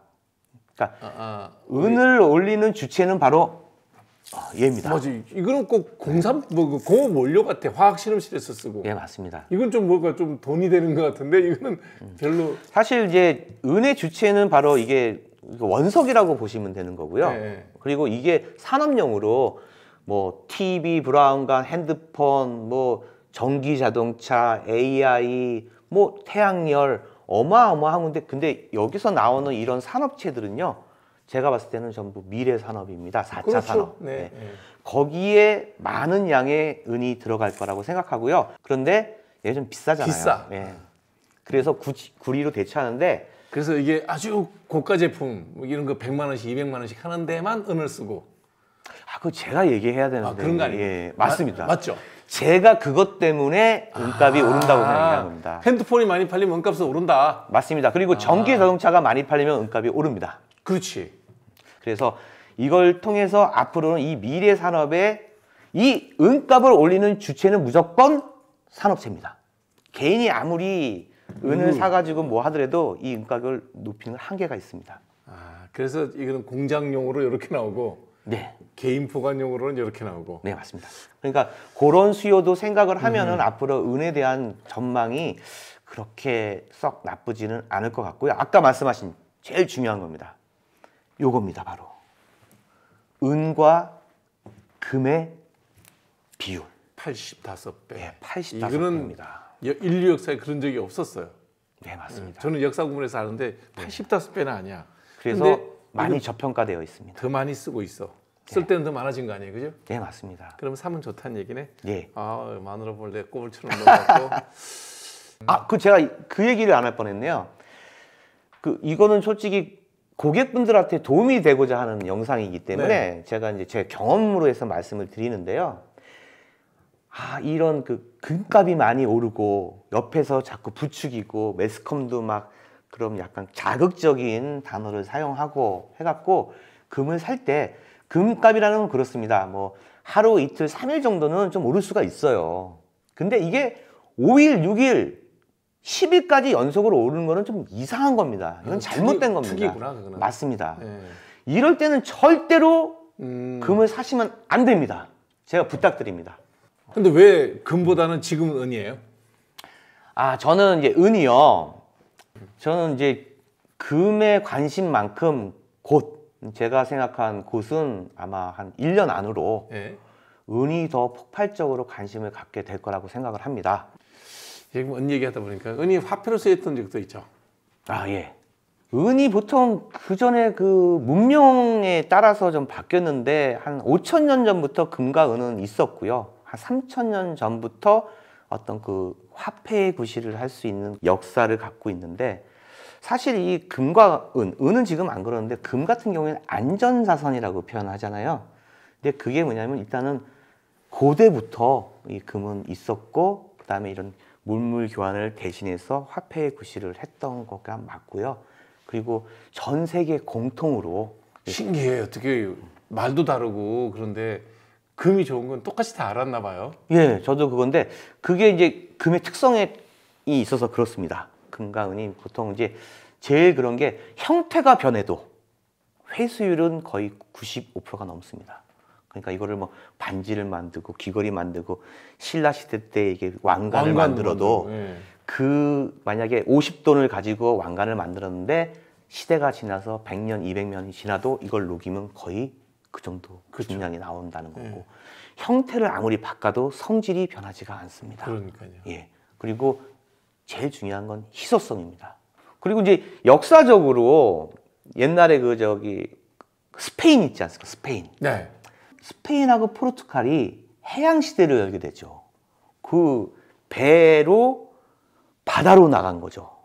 그렇게 해가지고 도달한 곳이 중미, 남미 쪽. 그래서 아마 거기 식민지가 많았던 것 멕시코 쪽에 같아요. 다 스페인어 쓰잖아요. 네, 언어도 그렇고. 네, 네. 거기에 이제 지금도 그런데요. 멕시코가 아마 전 세계에서 은이 제일 많이 나는 나라입니다. 맞아요. 예. 그리고 이제 그 밑에도 나오고 그런데 아르헨티나도요. 그 은에서 비롯된 겁니다. 빛난다, 하얗다라는 아르젠이 아르제니 예. Ag가 화학 네, 기소예요. 맞습니다. 맞아요. 화학 기호 중에. 아. 예. 그거를 이제 배를 통해서 스페인으로 가져왔습니다. 네. 그때 시대에 아까 그 비율 있지 않습니까? 금과 은의 비율. 예, 예. 그때 시대 때 이 유럽에서 이 금 하나에 은이 16개가 교환이 됐었습니다. 지금보다 그 은이 좀 값이 그쵸. 있었을 때네. 그런데 이 대륙마다 이 비율이 다른 거예요. 그렇죠. 네. 그래서 중국에는 1대 12입니다. 명나라 때 은을 갖고 화폐로 썼어요. 명나라 때입니다. 네, 맞아요. 예. 예. 그래서 이 스페인과 포르투갈이 중국을 갑니다. 그리고 거기서 장사 제일 잘하는 나라, 그 저 히딩크의 나라. 히딩크 어디가 네덜란드. 네덜란드. 아. 거기 동인도 회사라고. 동인도에서 예. 인도네시아를 지배했죠 그때. 예. 그래서 이쪽에 있는 사람들이 좋잖아요. 여기서 내가 지금 은을 15개인데 거기 3개는 내가 갖고 12개만 가져가서 금을 하나 가지고 오고 또 가져가서 15개 5개 갖고 바꾸고. 이런 장사가 어디 있습니까? 그래서 이게 그 뭐야 환차익을 노린 거네. 예. 그렇다 보니까 중국이 명나라 때 은이 어마어마하게 많아진 거예요. 야. 그런 장사가 어디 있습니까? 그 사고만 안 나면 날로 먹는 거네. 그렇죠. 거기다가 또 왔다 갔다 하면서 물건도 주고 또 팔 거 아니에요. 그렇죠, 그렇죠. 그런데 이제 명나라 같은 경우에는 이제 은이 많다 보니까 그 이제 은 주화가 발생해 이제 화폐가 된 거죠. 그때. 은화가 있어요. 굉장히 활발했습니다. 일본도 은화가 되게 많은데. 예, 그때 넘어갔습니다. 네, 그래서 그때 행이라는 게 발생이 돼요. 그래갖고 그 이제 그 명나라 때 거간이라고 하죠. 이렇게 집단 예. 조합 같은 게 형성이 돼가지고 왜냐하면 또 은을 나르는 비용도 있고 무겁고 술에 끌고 시간도 오래 걸리고 하니까 맡겨놓고 증서 받아가면 되겠다. 그렇죠. 그렇게 돼가지고 했던 게 그 행이 은을 전문으로 행한다 해서 지금의 은행입니다. 은행의 은자가 이 은자입니다. 은자예요, 맞아요. 네. 근데 그때 당시에 기원이 돼서 한자지 않습니까? 그러니까. 그래서 요게 일본어로 갑니다. 예. 근데 일본 같은 경우에도 이 재련이라는 게 있습니다. 재련. 이제 은 같은 경우, 예. 은 재련은 뭐냐면은 어떤 광물질이 있으면은 이걸 분리하는 겁니다. 네. 예, 여기 뭐 텅스텐 아연도 있으니까 이게 굉장히 중요한 겁니다. 기술이 있어요. 기술이 있어야 됩니다. 네. 근데 제가 뭐 얼핏 듣기에는 뭐 그런 기술이 우리나라에서 최고의 기술을 갖고 있었다는 얘기는 들었는데 우리나라가 은재련 기술이 되게 좋았어요. 예, 세계 최고였다고 그 전까지는 은재련 하려면 분말을 다 네. 뽀개가지고 예. 뽀개가지고 때리고 채로 치고 뭐 이런 식으로 은재련 했는데 우리나라는 그 기술을 가진 노비가 있었어요. 아연하고 납은 정부에서 써야 되는 조정에서 써야 되는 물건이니까 그걸 재련하는데 그 어렵게 이렇게 아연하고 저기 납은 빼갔는데 네. 그걸 분리하는 과정 중에 이걸 왜 저렇게 하니? 저기 다 녹여보면 용융점이 다른데 네네. 용융점을 다르게 하면 은 싹 빼고 저거 싹 빼고 싹 빼면 되는데 네네. 아연이 제일 먼저 녹거든요. 네네. 예. 그래서 이걸 딱 하고 보니까 은이 나오는 거예요. 네. 명나라에 가면 은을 갖다 주면 뭘 줘요? 비단이 오고 가채를 받아올 수 있고 네네. 중국에서 들어오는 많은 물건들을 살 수 있는 거를 네. 알잖아요. 네네. 이 소문이 날 거 아니에요. 네. 연산군이 이리 와. 너네들 은 잘 만든다며. 그래서 이제 불러가지고 딱 시켜보니까 정말 은이 나오는 거예요. 와. 하루에 얼마씩만 납품을 하면 은을 내면 나머지 너네들 가져. 이게 기술이 막 흥한 거예요. 아. 근데 이제 그 수염 까고 이게 담뱃재 털고 있는 양반네들 그인들이 또 이제 연산군이 폭정이다 그래갖고 이제 제거를 하고 중종이 됐잖아요. 네.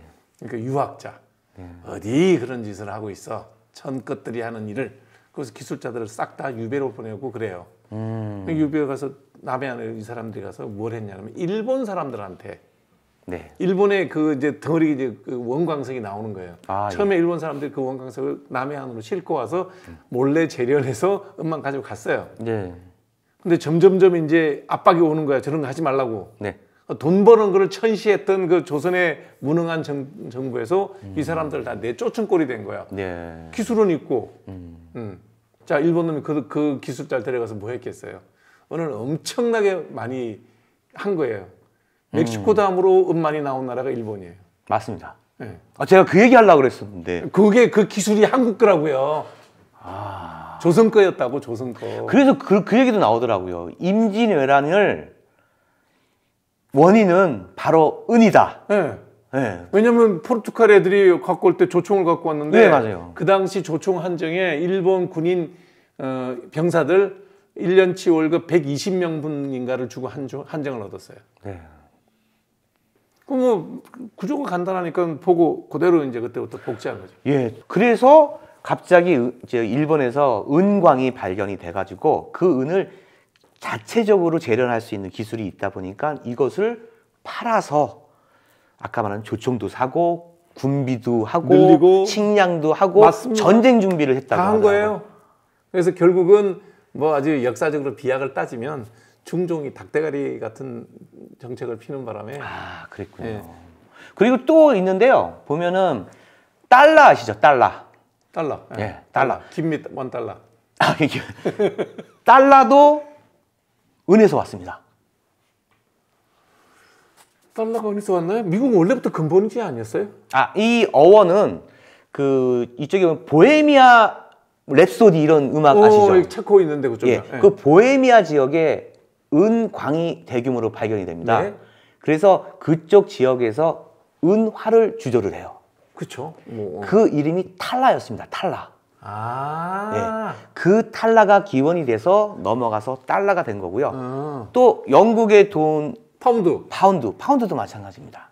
탈라가 파운드로 변하는. 아닙니다. 이 파운드는 그 전에 이것도 은 주조, 네. 은 화폐, 네. 동전이 이름이 리브라라는 게 있었습니다. 예, 있어요. 지금도 있는 것 같은데 어디서 들은 것 같은데. 그 리브라를 따서 그 파운드가 된 거고요. 파운드에 이렇게 된 그 약자 표시 있죠. L자 비슷하게 예. 돼 있어요. 그래서 그게 이거 리브라, 아니, 내가 알기로는 P인데 L자에다가 가로줄 더 그어놨어. 예, 그게 리브라의 L로 해가지고 나왔습니다. 아, 그렇구나. 네. 그러니까 이 은이 우리가 알게 모르게 옛날서부터 엄청나게 밀착이 되어 있는 진짜 생활했던 게 바로 은이었고요. 또 한 가지 재밌는 거는 옛날에 이 은이 원장님이 의학 쪽에 계시니까 네. 좀 아시겠네요. 이 살균, 그쵸? 항균, 네, 맞아요. 소독 예. 이쪽에 굉장히 뛰어나다고 하더라고요. 그래서 저기 그것도 은식기가 있는 사람들만 은식게 먹었잖아요. 아, 예. 네. 그래서 옛날에 그 저기 미국에 이 목장 같은 거 있으면 이제 젖소를 키우잖아요. 네. 그러면 젖소를 쫙 짜가지고 이제 이 우유를 보관을 해야 해서 되잖아요. 이제 소독해서 마셔야죠. 네. 그때 당시에는 그게 좀 발달되지 않아서 소독 방법이 없으니까. 은화 있죠. 예. 은하를 영화의 한 장면처럼 아. 딱 열어놓으면 은하를 탁 튀겨서 탁 빠지면 그게 바로 오랫동안 보관할 수 있고 살균할 수 있는 그걸로써 은하를 썼다고 합니다. 그래서 이제 나무 네, 통에다 맞습니다. 넣고 이제 예, 은하를 은하를 그 안에 넣는 경우도 있었습니다. 그러니까 제가 이제 이런 걸 갖다가 막 보다 보니까 목부들이 짜다가 그래서 그런 역사가 있고 재밌는 게 있다 보니까 너무 매력적이다. 네. 막 이런 생각이 들었고요. 이번에 공부하면서 우리가 자주 가는 이런 뭐 신한은행, 국민은행 이런 것의 그 은행이 예. 그 은자고 그래서 은에서 비롯됐다는 걸 알고 깜짝 놀랐습니다. 이 은이 참 별별 일을 다 하네.